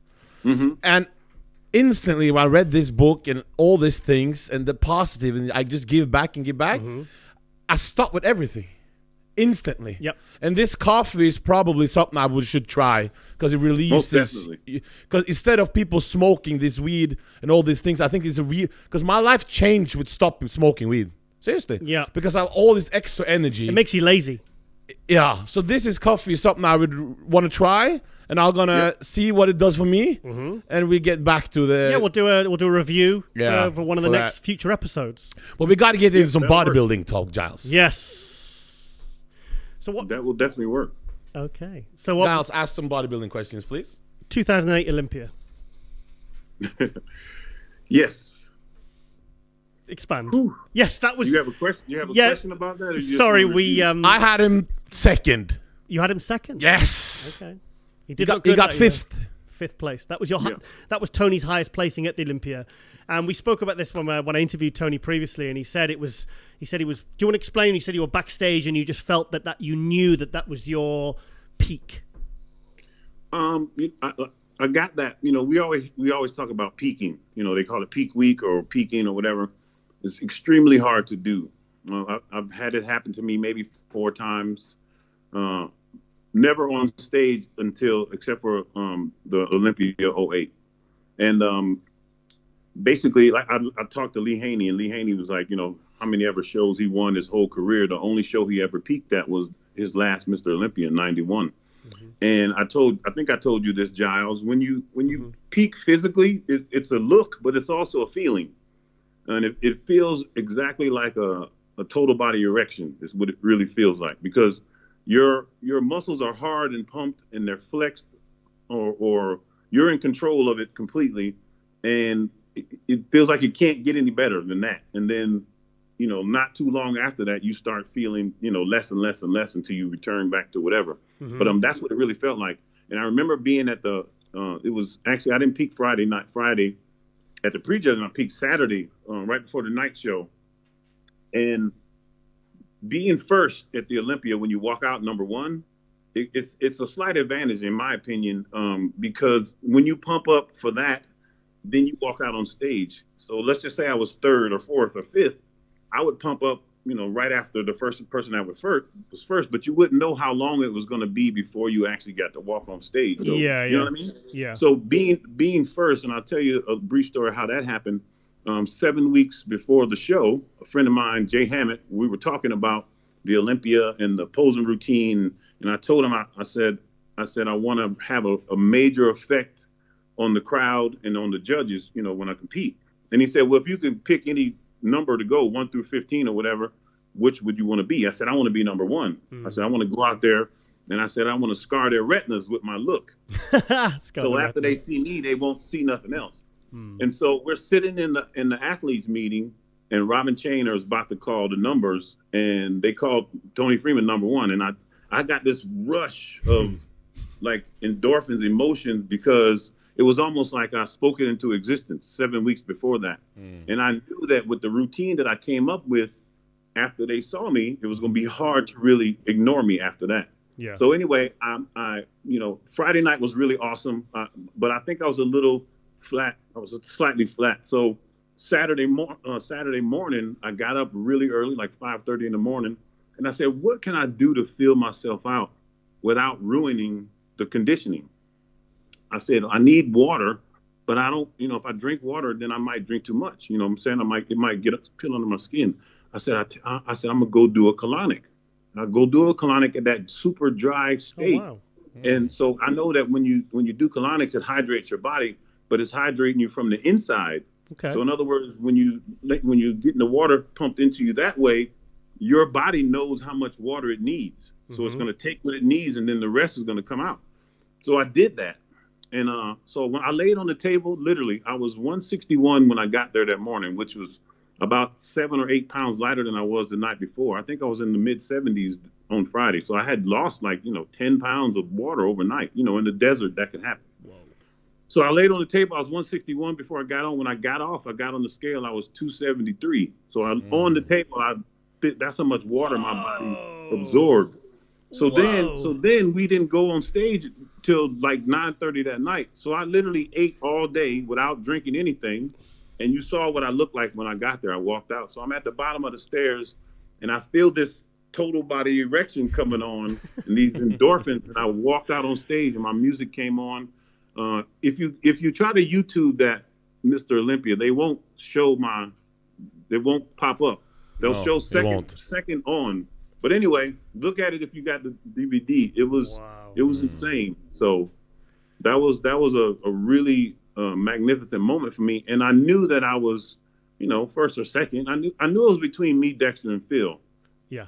And so I didn't know how it was going to come out. And they came backstage and they said, "Well, you either first or fifth, depending on what they do with Jay." And I was just like, really confused by that. But I knew my goal the whole time was to be bigger than Jay and more conditioned than Dexter, and I felt like I achieved that. And it is what it is. The problem, I think, with a lot of his career placings, who? Freeman. Oh, Toney. I think he's been too vocal in interviews. Yep. I heard I was too vocal and I was too sexy on stage. They said I should have toned it down a little bit. No, but he's been too vocal for. You're too vocal. Mm-hmm. We can't even go into it, but it's you know what my problem is. My problem is, the NPC IFBB. The NPC used to be the small dog on the block. AAU was first, and then NPC. So I came on. I was in the AAU. Then I switched over to the NPC, and everybody was in the AAU was like, "Oh, they're not gonna make it." Blah blah blah blah blah. And then I came. I got my first NPC card in '91, right? So think about that. 91, 2001, 2008. You know how many years that is? I've been in the game. So years. I know a lot, and I'm a thinker, and I'm an intellectual. So it's hard for me not to be vocal, or when you ask me a question, and plus I'm a truther as well. So when you ask me a question, I'm really just speaking from the hip and from the heart. I'm never trying to downplay anybody or critique any, you know what I'm saying? Like, it's just the way that I feel as a person that's been doing this for so long. And number one, I'm a fan of the sport. I know what the fans want. Trust me, because I'm a fan. And that's why I stayed classic the whole time. They came up with classic physique, or men's classic bodybuilding the year after I left. Think about that. My whole career, I was classic, because classic is actually a look. And as soon as I was gone, they started implementing that. And you saw they even brought it back to the Olympia. They brought aesthetics back this year. And I'm happy for it, because I'm a fan. So I'm happy with the way that the sport's going. I knew that whatever I was saying back then, it wasn't for my benefit. It was for the future of the sport, because I watched a lot of the old heads. They don't come support the sport anymore because they're bitter or scarred or whatever. I didn't want to be that dude. I wanted to still be able to go to the shows and enjoy them. So, of course, I'm going to be vocal from the athlete side, from the fan side, from the judge side, from the promoter side. You know what I'm saying? Because the sport, I wanted it to live on. I wanted it to be popular again.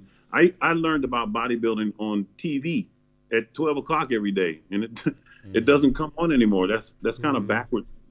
Nothing. Something that popular, that was popular in the 80s and the 90s, to just fade into dark. We did that. The society didn't stop liking bodies. So, but are you guys so sure? I'm asking you, Giles and Freeman. Yep. Are you guys so sure this taking it back to classic thing you guys are talking about? Just because Roldan won this year. Yeah, I was gonna. That does not. It's not set in stone. All this. Everybody says, yeah. Now we have the classic look back. Are you sure about this? It's just not Roldan had the best look that day. Yeah, he looked best. Right. But if next time Jocelyn Artowitz or Rami wins, then that's how it should be, though. But Yeah. that's the whole point. That's how it should be. Just like you said in 08, it should go according to what we see on stage, not according to anything else. And so we're, in basketball, football, soccer, baseball, all those sports, they're decided that day. And that's how our sport should be. That's all I'm talking about. It has nothing to do with going back to aesthetics or whatever. I remember being, in the early 2000s when everybody had the big 40-inch waists and whatnot. They just made their shoulders bigger. In other words, it was okay as long as you were big enough or whatever. That is not good for the sport. No. So, you got somebody like Rolly right now who's humongous, but you see how he brought his waist in? He should be rewarded like he was. So, bodybuilding is bringing forth the best physique possible, not the biggest physique, not the freakiest physique. So it is what it is. You have your shape, your natural shape, your genetics, your symmetry, whatever. But what I'm saying is, bring it all in the way it's supposed to be. We know how it's supposed to be. Toney, what you competed maybe around 280 pounds. Your waist was what, 32 or 34 inches? On stage, probably 32, 33 or less. Yeah, I remember actually speaking to you at the 2013 Mr. Europe, and I remember I said, "What waist are those jeans?" And could you just competed? We went out for some food afterwards. And he says, "Oh no, these are like a 34 waist, and they look kind of loose." It was like to see somebody that big, just stepped on stage at that kind of body weight to have such a small waist. That's incredible, really. Yeah. And it's something you don't really see. No. That's why he's called the X-Man. People used to always ask me, Toney, how did you get your waist so small? I said, well, really, it's the same size as it was when I started. The secret to having a small waist is to not let it get big. Yeah. Your approach to this sport is how it's going to come out. If your mentality, if you keep that in your conscious mind, then it'll always be. I never let my waist get out of hand because I knew how hard it would be to get it back. Yeah. You were at the Olympia this year. Like, obviously I saw you there. What did you think overall of the men's open? What was your general take? I thought it was great. I think it's going in the right direction. I think that, and I know this from being an athlete, we're going to do what's necessary. You know what I mean? Yeah. So in other words, if, when they started announcing that they were going to mark down for big waist, guess what? The waist went down. You know what I'm saying? So now we just, it's just a matter of policing ourselves. This is our sport. The IFBB is a private organization. This is our sport, so we should police it ourselves.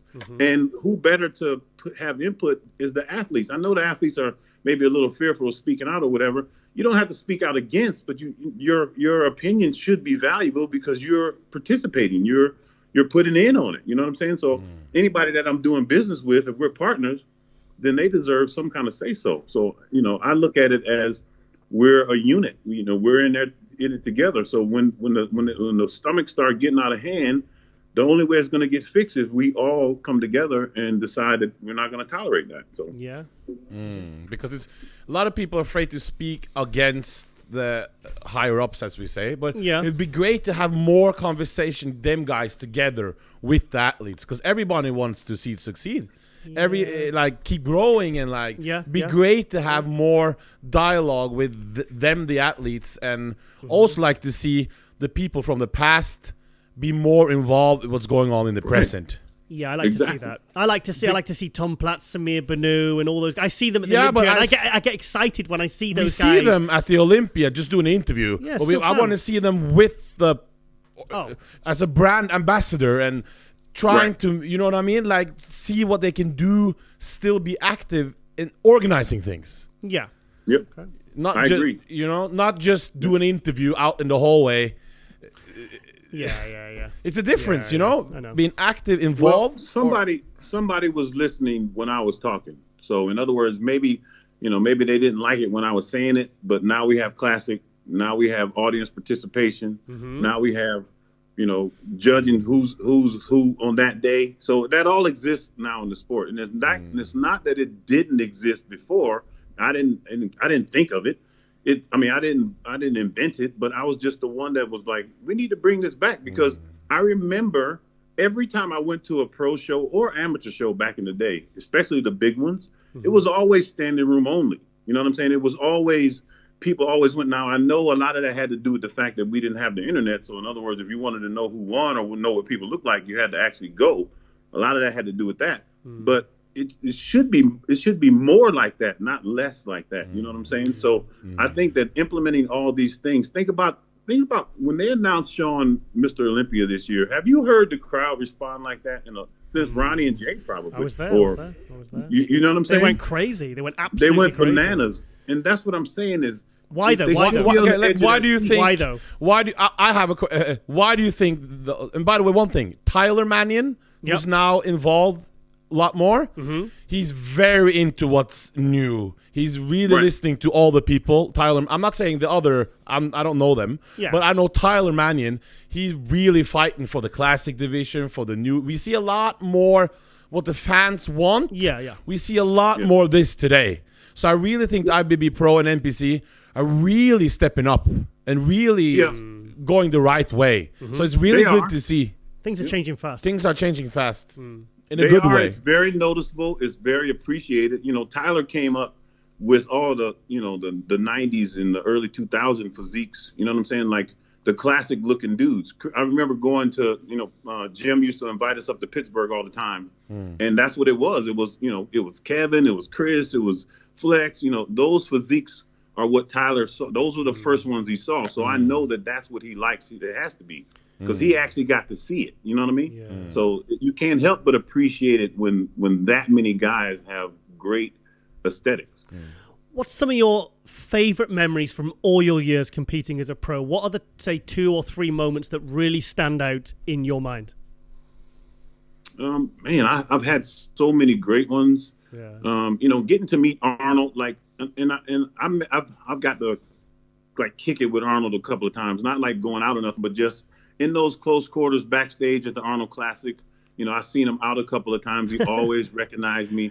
I remember one time, the first time I ever went to Venice. So we went to Gold's Gym, Venice, and then we went to Gold's Gym. Joe Gold's, he was still alive.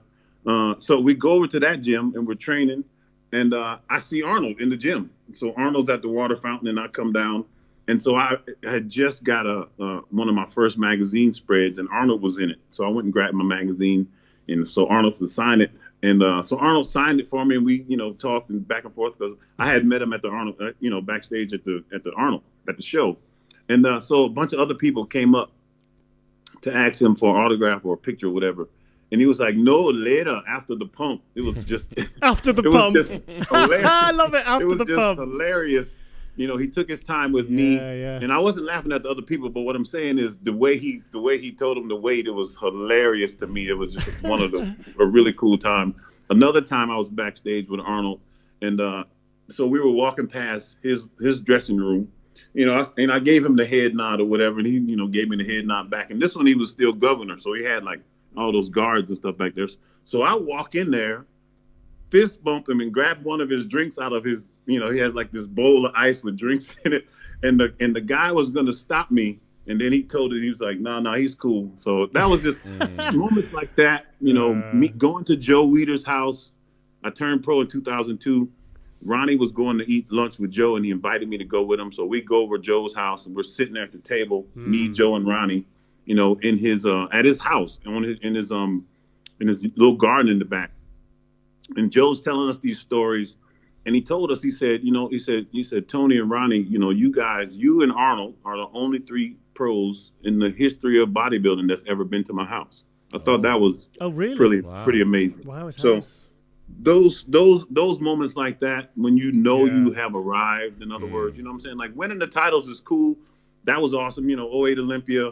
Even when I won the Ironman the first time, I was after prejudging, in between prejudging and the finals, we take a break, and I was leaving out, and it was several officials, but I remember it was what's the editor, Peter McGuff, the white hair, Peter McGuff, Peter McGuff, and a bunch of people were standing out there.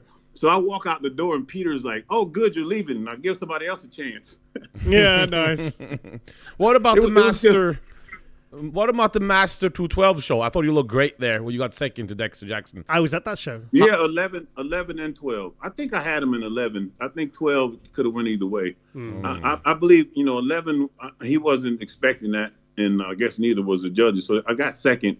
And I think there's a couple of shows. The Arnold 2013.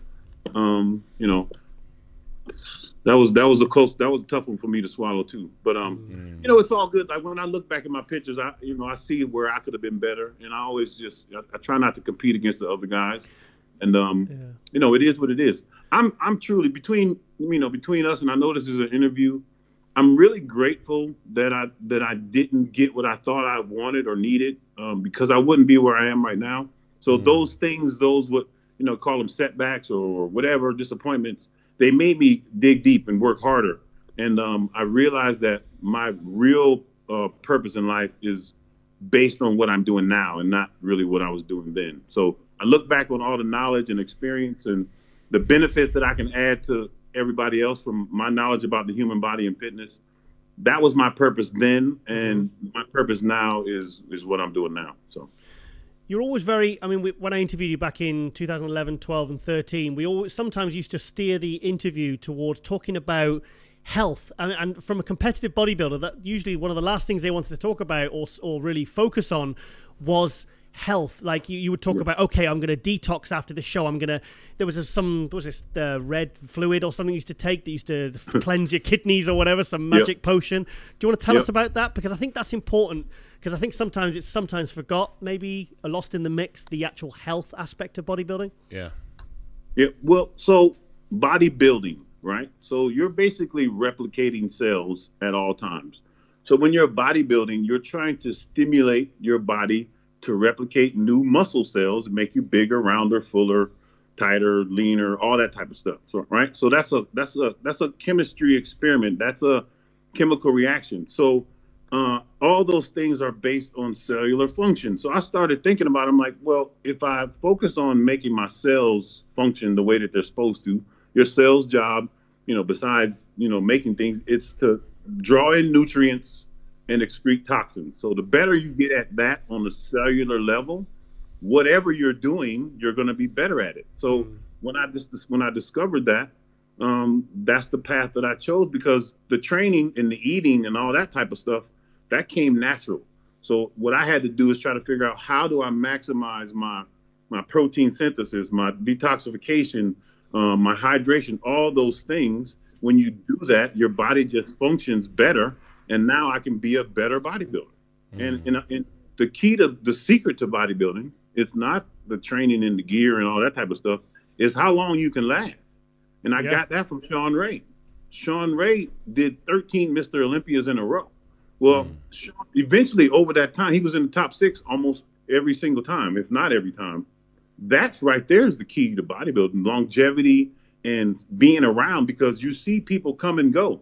I mean, how many people that turned pro with me or before me even, or and after me, are still in the sport? They just don't last when you don't consider your health, when you don't look at it from that perspective.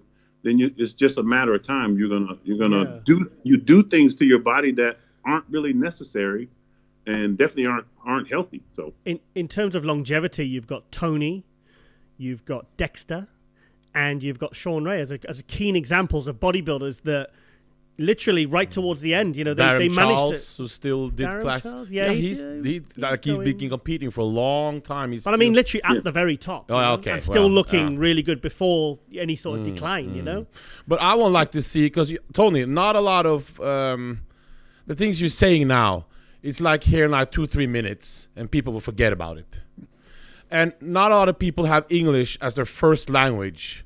I would really like to see a YouTube channel with you dumb these things down for the younger people, explain them, because when we're 18, 17, we just read the magazines or go on YouTube. Right. We don't know.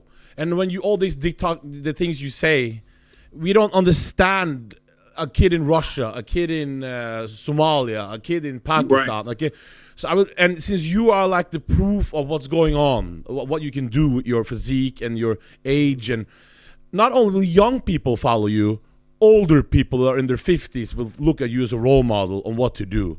I would really like to see you get some sponsors and get a YouTube, because the YouTube channels now are not very informative on this part, but to dumb it down for us, because the way you're speaking, I understand it, Giles understand it, but a kid that's 18 don't understand this, especially when American is not your first, and you will be the perfect example. I really hope you would think about this, because it'll make your brand bigger also, because Toney Freeman should be a name like the top. It is for me, but not for everybody. So I would really like you to because in all those products you're selling now, use some of the profits and invest into this. It will build your name up, but it will help people starting out when they're 18 on what to do, what to take, what to eat, what to... You know what I mean? Yeah. And dumb it down for us a little bit. I would really hope to see you in the future. A lot of experience. I will do that. I will do that. Also, what I talking to bodybuilders, especially people who love fitness, who really want to do this for a living. You know, when we depend on sponsors, right? You it's almost like using crutches when there's nothing wrong with your legs. No. You know what I'm saying? Seriously. Because what happens is you get in this comfort zone, you feel like you've arrived, and a lot of the talents and the things that you would be cultivating, you don't cultivate because you got a sponsor. So I figured out a way to build wealth, to create income beyond my wildest dreams, working for myself, working from home. So a lot of those things that I'm going to be sharing, you know, and I'm not even going to tell you the number of, you know, I don't want this to seem like bragging or whatever. But this product here by itself, you know, the company that I'm working with, you know, I've made more money this year doing that than I did my entire bodybuilding career. And I was top 5-10 in the world. What is it called? The Dose Experience? It's the name of the... Yes, the Dose Experience. I'm going to send you guys a link and you can post it or whatever you want. Yeah. And but I built a team of over 7,000 people, and I know a lot of people, they don't. What do you mean 7,000 people? You have 70,000 people working for you? No, 7,000. Wow. 7,000. But the company, you know, the company in a year we have over probably about 175,000 people that joined. You know, I was one of the first ones to come over. Like I say, the product helped me with my mentality. You know, like I say.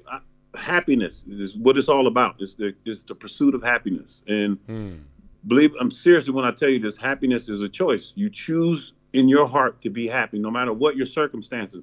Because your circumstances shouldn't be what's making you happy. You know what I'm saying? You should be happy within. From within, you know, like a lot of people are religious and they don't understand that God is within you. You don't have to look for an outside source. Basically, his life force was breathed into us, and that's how we live.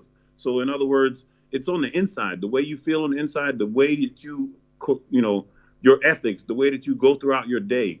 When you do something wrong, no one has to tell you that you did something wrong. You can feel it on the inside. Yeah. When you really think about that, your whole entire life, all the good you've done, all the bad you've done, you felt it before you did it. It's kind of weird. I think we kind of ignore it, but you know, being older and seeing stuff, now I can speak on it because I realize, you know, that's how it really is. So I basically enjoy giving. And when I'm saying I'm giving, you know, you don't have to like pull out of your pocket, your time, your effort, your knowledge, your feelings, your support, stuff like that. That's what giving is. It's like when you take something from yourself and you bestow it on someone else, that's giving. So when you approach life in that way, things just really start to line up for you. Now, I still have bad days. Yeah. I still have bad days. I still get stuck in traffic and, you know, all the time, stuff like that. But my attitude about it is completely different. Do you ever remember that? Sorry to interrupt there. Do you ever remember? No, go ahead. Sorry, I just had something flashed in my head. Do you remember that article in was it Muscle Mag many years ago? And it was a day in the life of Toney Freeman. There was him at home, and he was there in his mowing the lawn. Do you remember that picture in that photo shoot? Do you remember that? Yep, most definitely. Yeah, that was fantastic. It's funny how sometimes things pop up into your head, you know. But I just hope people at home just don't skip over it.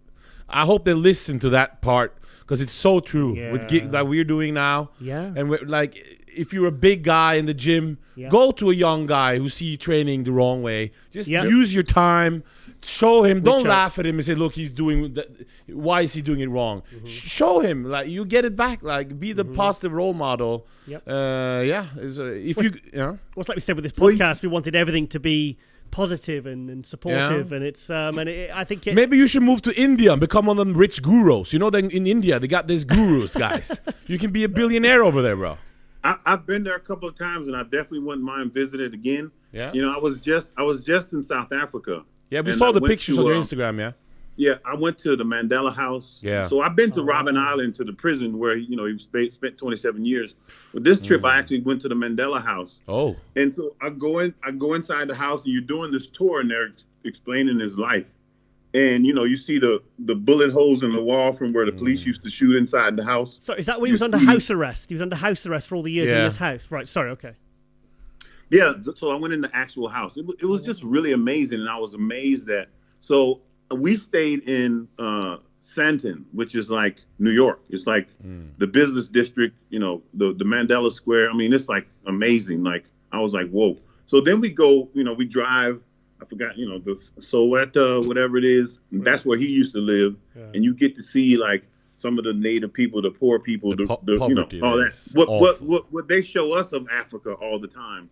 They don't normally show us the, you know, the Lamborghinis and the Bentleys and all that we saw where we were staying. But it just put it all in perspective that we're all exactly the same, yet unique and different.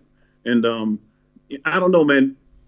Like I say, as you get older, you start realizing that you're on the clock, and you start looking at life different.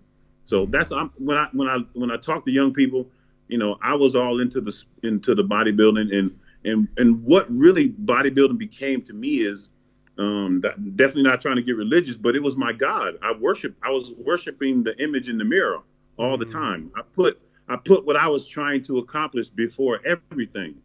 You know, family, food, friends. I mean, everything that I did for, you know, 14 or 15 years was to try to achieve that ultimate goal was to win that Sandow. It's crazy. And I didn't realize that till after I got finished.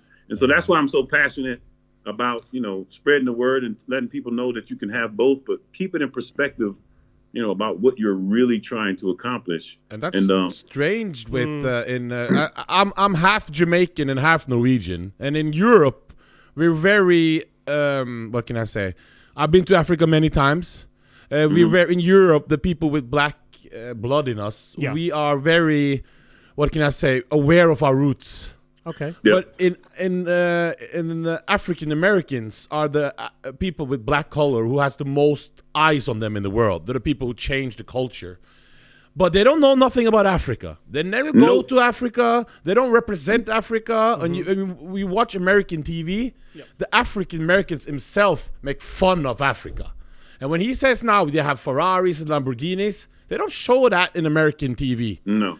And it's very, I think it's sad that not more, this is the bodybuilding show, so we can't go too political, but it's sad that African Americans, you guys don't know your roots better. Right. So I was very happy when I went to his Instagram to check if there's some pictures of his pecs or something, and then I saw he went to Africa, because it shows you that you're you know what I mean, like, but you got to spread the word though. Yes, 100%. And you know, I went over there. A friend of mine is a fight promoter, boxing promoter. Okay. And I was the guy in the ring announcing, "Ladies and gentlemen." So I was doing that. And so they got like 10 more fights over there. He got another deal with CBS to do 6 more fights. So we're basically going over there and you know, taking some culture over there. It's just a really cool experience. Man, I mean, it's a long flight, you know, 16 and a half hour flight, but it's horrible flight. The food was amazing.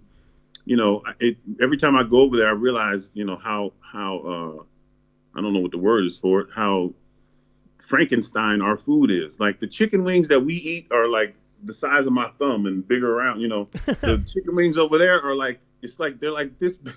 It's amazing the difference, because they don't put all that crap in their food. It's just the culture is different. I noticed that they weren't spraying chemtrails everywhere over there. It's a trip, man. It's a trip to experience. Ask some questions, Giles. I'll ask so Ask some many. You questions. gotta have some questions too. I've been asking. Okay, Tony, can you just sit back a little bit because it's you just that's better. Yes. That's Am I better. on you? Okay. Yeah, just a little bit too much in the We screen. didn't get the Olympia. You asked about Rolly Winkler, Phil Heath. We didn't get his answer on that. Yeah. Tell us more about what you thought about the actual Olympia and the, Phil losing and Because people were, as you said, when Roldan won, you heard explosion. Yep. I think it's because people hate Phil Heath. Yeah. And I'm a Phil Heath fan, though. What is that about? No, I'm a Phil Heath fan too. Me too. But people Yeah, hate I'm a him. I Phil don't know Heath why. fan. I think if you ever got to sit down and talk with Phil personally, We have, you can't but like him. And I know. A lot. I got to see Phil when he first came aboard, right? And I thought, well, I know Phil is definitely he loves himself. He's confident. Maybe even a little cocky. But I'm like, when Phil came along, he came in his late 20s, right? Good-looking guy, gray eyes, body of a god. You know what I'm saying? Got a little money. You know what I'm saying? Like, how do you expect him to act? I mean, you know what I'm saying? Like, you got to he's young. It'd be different if he was 55 or something. He's the young kid. He still has a Jordan collection. When you still got that mentality, and I know Dexter got one too, but Dexter had one forever. But what I'm Dexter saying got some great shoes. Oh, is he? Like his Dexter, Jordans. Yeah. But I'm saying is you got that high testosterone. You actually look good. You're actually bringing it. You know what I'm saying? Like, how do you want this man to act? So I think a lot of people misread him about being cocky. It's confidence. I mean, he puts in work. I mean, you can't even get to that level without that kind of mentality. It's impossible. You know what I'm saying? And to judge someone to say he's arrogant or whatever, I'm like, bro, I mean, if you could see what he sees in the mirror, you would be like that too. Now, I know that there's also ways to be humble, even though you got it going on like that. Because, some people thought I was arrogant. I'm just like, listen, bro, I'm 6'2". I'm 305 pounds with a 32-inch waist. How do you want me to act, bro? You know what I'm saying? Yeah, how do you want me to act? Yeah, it's like, wow. Yeah. You feel me? So, like when you walk in the room and you know that you're commanding the attention in the room, I mean, it's hard to find that balance. And I think it comes with maturity. I think losing to Sean is going to allow us to see an even better Phil Heath, the same way it did to Jay when he lost to Dexter. You think he will come back? Do you think Phil will come back? Who, Phil? Yes. I mean, I just saw a video the other day who says he's going to do the 2019. Now we could talk about the Olympia a little more. I thought Sean was the clear winner. Yeah. He could have been a little fuller, but I think he nailed it. You know what I'm saying? Yeah, So boom. He looked good. So Phil, every time we talk about Phil, I have to go back to 2000, whatever it was, 8, 9, 7, whenever it was, when I told Phil, do you know what I mean? Build a physique for you. Don't try to be the biggest dude or whatever. Don't try to remember I said, don't try to put a 8-bedroom house on a 4-bedroom frame. He only has so much room for muscle. After that, it's just going to get distorted. And that's exactly what happened. He already was predispositioned, already had a hernia or whatever. So when you ruin your midsection, because that's the center point of your physique, it's just hard to recover from that. So I know a lot of people, even Sean, he had a hernia. I mean, but you see what I'm saying? That it's really hard to control that. And when you let it get away from you, now you're going to set yourself up for criticism. And that's exactly what happened. Yeah. Do you think Sean can win again, or do you think someone like Rolly or Ramy could potentially take the title next year? I hope, I know Sean can win again. Okay. I hope that he nails it again. I mean, it's going to be really hard to nail it again. But I feel like if Ramy comes in and nails it, he should get it. I feel like if Rolly nails it, Ramy, really? Well, what I'm saying is whoever nails it should get it. Whoever that is, no matter.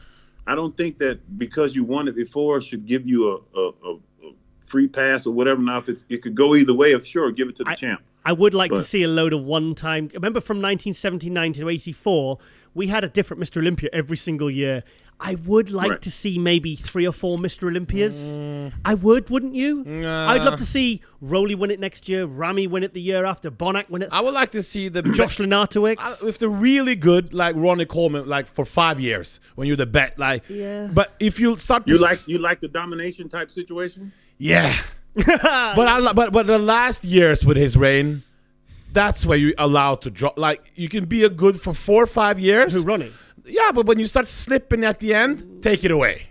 Yeah, but what Like- point do you say it's too much? When do you Well, again, you have to. The only way to really do it fair is to give it to the person. Okay, when you're competing, now, like I said, I'm speaking from a perspective of actually doing the show, right?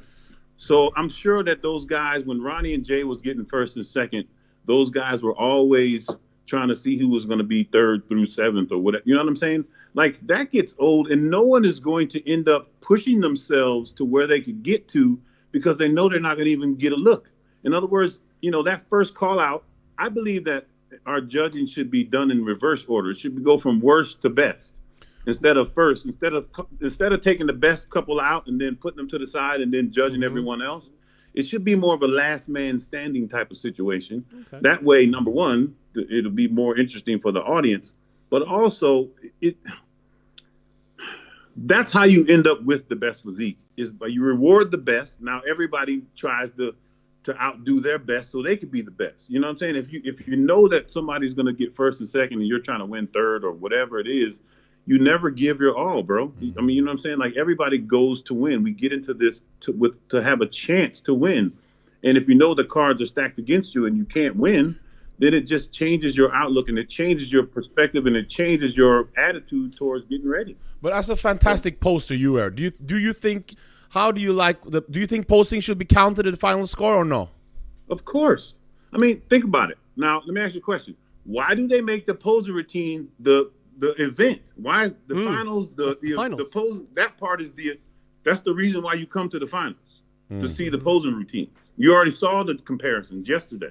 You know what I'm saying? Mm-hmm. So then why wouldn't that be a whole theatrical experience? Like, if you went to anything else, you know what I mean? The meat, that's the meat of the situation. Bodybuilding is about presenting your physique on stage. That's what competitive bodybuilding is all about. If you make that an afterthought, then you start getting these boring ass routines. No one actually practices a routine. They just go on stage, hit their most muscular in their front double bicep, walk to the right and to the left, hit two most musculars in the front double bicep, walk all the way back to the other side, pump up the crowd a little bit, and I'm done. Well, when I used to go to the Olympia, it was 15 incredible choreographed routines that showed the art, that showed the hard work. Their skin was perfect. Their tan was perfect. They were perfect. And that's, you know why? Because they trained to come out there and do that. And I used to use posing as one of my cardio. So I would do, morning and night cardio, treadmill, whatever. And then I would do another session of posing for 30 minutes. Wow. I would take my posing routine and I would loop it, and I would literally put my headphones on and I would pose nonstop for 30 minutes. Wow. That's how I got my conditioning. Who's your favorite poser at the moment? At the moment? Who do you think? Who do you enjoy the routines? Yeah. There isn't. No, come on. Cedric is good. Cedric's good. When he practices, he is, but I've seen him do good routines before. Then I've seen him just walk up there and make up something before. That's what I'm saying. Like, they can all be good if they practiced it. They all can. I mean, anybody can take the time if you take the time to do a routine, because what happens is, this is what happens. You become subconsciously competent. In other words, when you practice that routine and those posing, you got that music. When you get on stage, it comes to life because you've rehearsed it. If you go up there and you just kind of, if the crowd don't love you like you want, then your attitude is completely different. You see what I'm saying? I'm a performer, so I know the whole science behind getting the crowd into what they do. You warm them up with a cool intro, you come out strong, and then you show your physique and you put it to the music. So, you know what I'm saying? So when people get into the song and then they see you pose in a certain way, it just makes the whole experience better. That's why Kai, who he became famous from his posing routines. And then they started paying attention to his physique. Tony, do you remember when? See what I'm saying?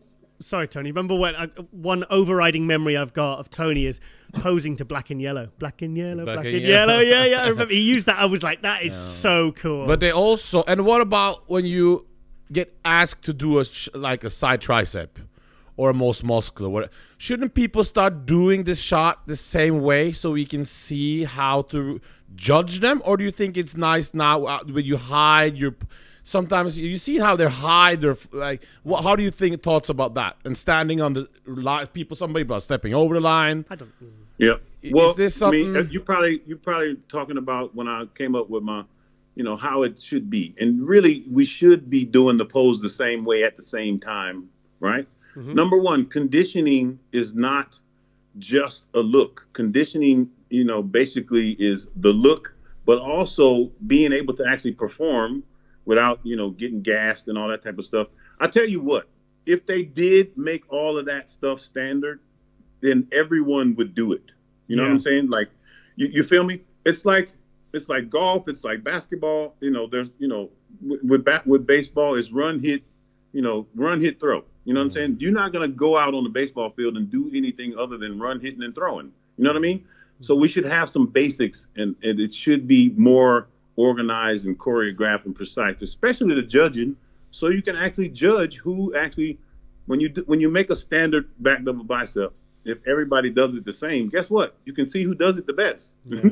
And that's how it should be judged and rewarded. Yeah, but one thing, with Bob Ciccarello, I'm a fan. He says the posing round. How will you? Who decides what's the best routine? If you're gonna count the posing, yeah. Who? Because this is now I'm talking for his side. Because his side says, how can you? Who decides what routine is the best though? Like, how do you decide that? Who? Well, first and foremost, your routine should include bodybuilding poses, right? So you should be able to choreograph the mandatory poses. Now that it's just like when fitness came out. They had 5 or 6 different mandatory things they had to do within their routine to be judged, completely. And so it would be very simple to just make sure that you have all the poses in there and how you're transitioning from one pose to the next. It's not that difficult to, like I say, anything is once you set the standard, then it'll all come together. If you have the attitude about you can't tell who was the best, then that's just being lazy. You know what I'm saying? You can tell who's the best by, and like I say, back in the day, it was so many people doing well that it was easy to, the talent separated themselves. You know what I mean? Yeah. So you had the Lee Labradas, the Charles Claremonts, the Lee Haneys, the Flex Wheelers. Those guys had awesome routines. And you knew that if you were going to be competing against those guys, you was going to have to bring it. You're going to have to come with a nice routine. AJ, have you got any kind of final questions before we wrap up? Yeah, we talked too much. We had our first one 3 hours, and all the audience said we can't listen to you guys for 3 hours. Second one was longer. Yeah, so we're going to cut it down. So. It's not really. For the people, I'm 6'6". So for the people who are, you can't see it. No, it's okay. For the people who are, bodybuilding is mostly 5'7", 5'8", 5'9". 5. For the people who are a little bit taller, for us, you are our Mr. Olympia. Thank you. I hope to see your son competing soon. We'll be covering it. We'll be there. Yep. I just hope, because it's been my honor to interview, but I really want to see the things you're saying but helping other. I want you to have your own show on YouTube. I want to see those things. We spoke, some people in interviews, we just speak, we have a good time, and it's over. Yeah. I wish what you're saying now, that it's going to happen. I hope we will see, because the things you're saying, it's more than about eating 12 eggs for breakfast and having your creatine, and you know what I mean? So I hope you will find a way to teach us, the older, the younger, and the older, to live your lifestyle, because it's really inspiring. And I wish you all the best, and I hope to see you soon. Thank you. Thank you very much. Giles, I appreciate you, brother. This is really amazing. And AJ, that's very heartfelt what you're saying, and I appreciate it, and I definitely will make sure that happens. Thank you. Toney, always one of my favorite people to interview. I've said it many, many times. Toney Freeman, I'm getting a shiver. Thank you so much. As always, it's always a pleasure, and I can't wait to see you and your son at the Arnold. Thank you for the time again, and thank you, and also, Merry Christmas, because this goes out on Christmas. This goes out on Christmas. What's it called? Get our hats on. We got our. Cool. So this I is- want to say, Yeah. is Steve Blackman is the one that allowed you guys to do this, right? Yes. Yeah. And high-tech pharmaceuticals. Yeah. Yeah. Okay. Cool. High tech. Yeah. Those are those guys are from Atlanta. Cool. Thank you, Steve. Thanks, MD. Thank you, Giles and AJ. I appreciate you guys. You're allowing me to stay relevant in the sport. I'm a fan always. I love the sport. So I'm hoping big things for 2019. Going to help my son bring a dominating physique, quality. It's just going to be good. I'm looking forward to 2019. If anybody wants to try the Dose experience, just hit me up. Either Instagram, DM me on the Instagram or Facebook. What's your Instagram handle? What's your it's Instagram? TFXman 305. Cool. Okay. All right, Tony. Well, thank you so much, and we look forward to see you in Columbus in March, and all the very best for your son competing. So, bye. Toney Freeman for episode 4 of MD Global Muscle Radio. Speak to you Appreciate soon, Tony. it. You can get back to your dog. You can get back to your dogs now. Yep. Bye. Thank you. Thank you, Tony. Bye. All right. Bye. So, Chris. Chris, you see now, when I like somebody, it's not only because of their physique. Are we on? Yeah, you're on. I'm just shutting this down. It's not only about the physique. You got to look at the whole, what you're spreading out there, It's about it's not only about how you look, it's how you carry yourself, what you bring to the world. Yep. It's the positivity. It's just the whole thing. It's not about him. It's what he gives to the people, and you can easily tell. So just a very smart guy. He's like I always take a bit of a back seat when I interview Tony, because you just gotta let him talk, because he just gives you gold. He's so focused on things like health and positivity and kind of having a bit of a sort of a broader look at life. And because it's hard, like now you're going to gain size. Yep. I'm going on the diet. Tomorrow. We're going to bring a better package for ourselves for 2019. Definitely. But without being mentally happy, you can't train and improve properly. Yeah, that's true. And you notice it. Like, if you're not mentally there, you will not have the gains. Yeah, you got to be in the right place. You got to be, well, you can, of course, but like it helps, of course. So it's very important. But one thing we should share before, there are some good posters. There are some people who give some good routines. Zane Watson? Jeff Beckham? I've not seen Jeff Beckham. Yeah, you better watch Jeff Beckham. Does the splits. Not only that, very good poster. Okay. Samson Dauda? Samson Dauda, very incredible good routine. Bonak still gives a good routine. Bonak puts very good routines together. And also, when Rolly Winkler comes out, and Silhouette. so it's still some good routines. Yeah. So it's not like Cedric still got something in him. Definitely. But it's not Lila Brada, of course. It's not.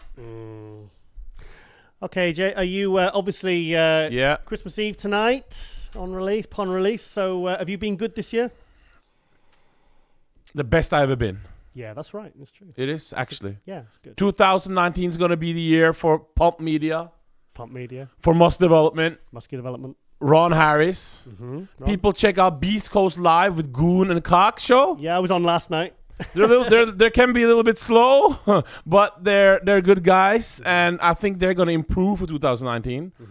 I want to give a shout out to some people, like if you like bodybuilding content, John Hansen's. Yes. John Hansen has a YouTube channel. You can see all the legends, and he's very good because he bought the rights to every show. So when they talk, they cut and then they show the actual event. Oh, okay. So when like Mike Ashley's there, he's talking. All of a sudden, when he come to the whatever Olympia, they show the I like John. I like it. So John Hansen, that's a very good. It's important to get people who gives quality. Like you want to give the names out of people you don't like because we don't even give him attention. Yeah. But like also the guy who has all those wrestling shows and bodybuilding shows. What's his name, guy? Who's that? The guy who's been from Gold's Gym forever, and he has. We get back to it. Okay. Give some. I'm gonna give 2 shout outs after that. You give me your shout outs. Sean Clarida. I think he's moving up next year. And Kamal. I want Kamal to win the 212 Olympia next year. I I got Team Haraldsgym. Oh. We coming for the crown. All the English viewers, come to the Bros to Pros Ben Weider Classic, 31st of March. We're going to bring the heat, and we already started dieting. So it's a wrap. Yeah.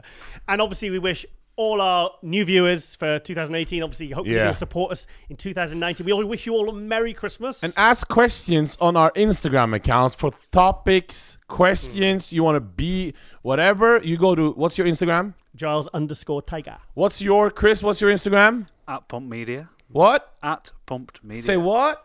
Sorry, can't hear you. Speak up a bit. AJ, A with a dot, J, Kelly Robert. Okay. AJ, I'm starving, and I think I want to let everyone go. And hopefully we will see you all in 2019 with Chris Clark from Pump Media, MD Global Muscle Radio, sponsored by High Tech Pharmaceuticals, joined by AJ all the way from Norway. Wish you a very Merry Christmas, and we will see you in 2019. Merry Christmas. Merry Christmas. We are out. MD Global Muscle Radio was brought to you by High Tech Pharmaceuticals, produced by Chris Clark and Pump Media, directed by Giles Thomas. This has been a production of Advanced Research Media.